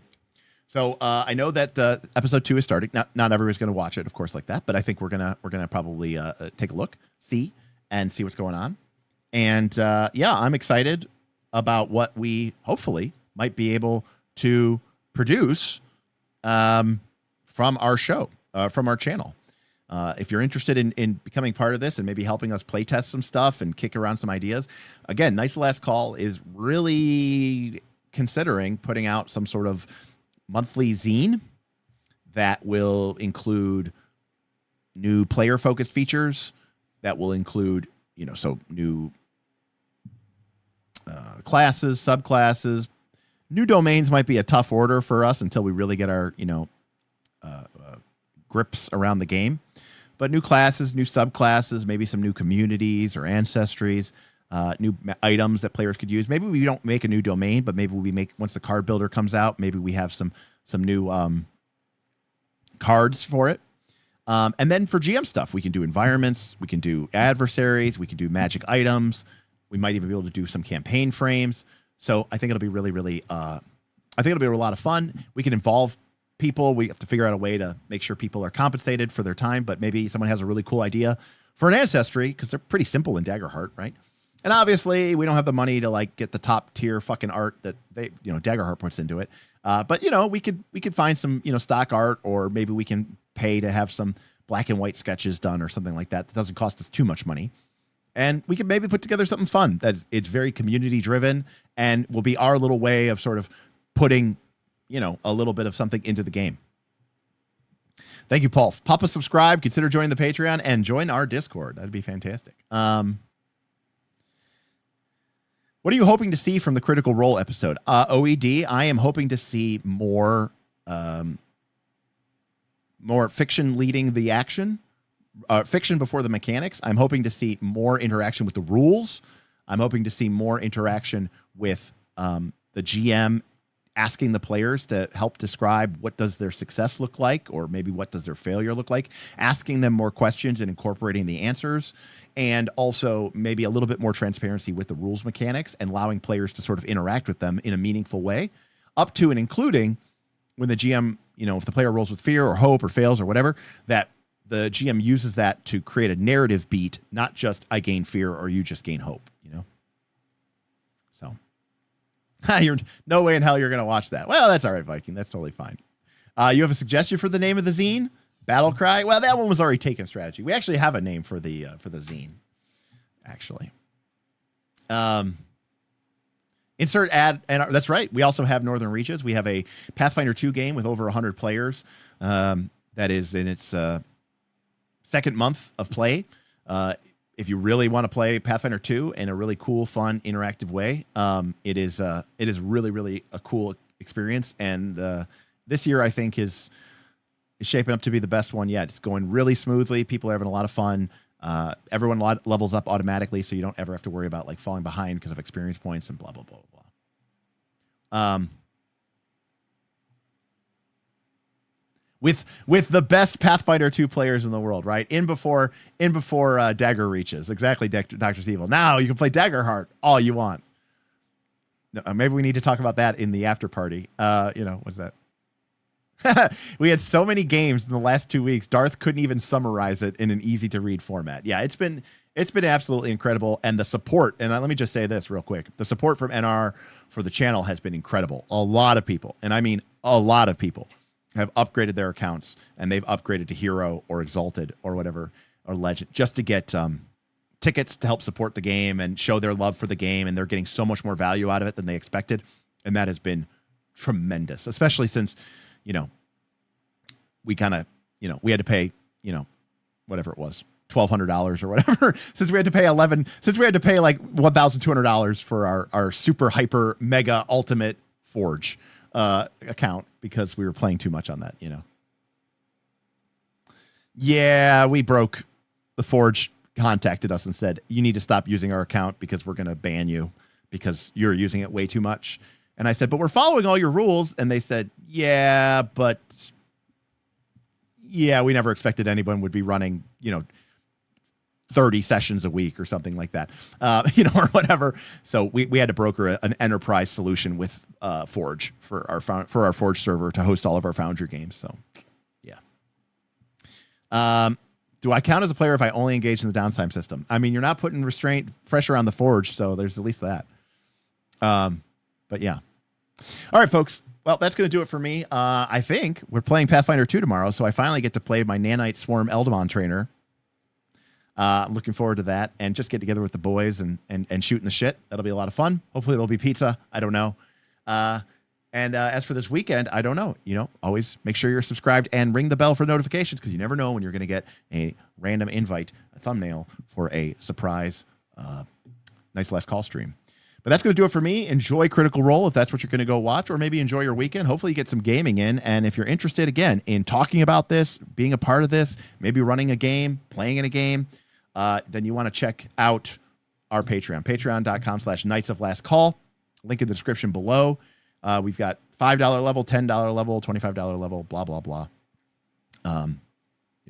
They all have different levels, but they all get you into the Discord. And if you're at $10 level, you can pretty much access almost everything. So it's pretty cool, and it really helps support us and lets us to do these type of shows instead of doing 8-minute 5e videos or D&D shorts or whatever. So we appreciate it. We appreciate you. Thanks to our incredible support tonight who came out storming. We had a bunch of people come in here. Ben Nelson kicked us off with a super chat. Edward dropped the $50 tip that just got us completely filled up right away. Optimancer Max came back in and finished off the super chat. So big shout out to Edward and Optimancer. But Lennon, Francois, Cal all came in with additional tips, making this a nice little stream with both goals met. And so we've got at least 2 more Daggerheart streams coming in. Probably a good chance that one of them will occur this weekend because I don't have a Torchbearer game to run this weekend. So make sure you keep your eyes peeled for that. And if not, we'll see you next Tuesday when we get together and do our normal stream. Of course, always more first looks and the like coming next time on Knights of Last Call. Good night, everybody. Peace out.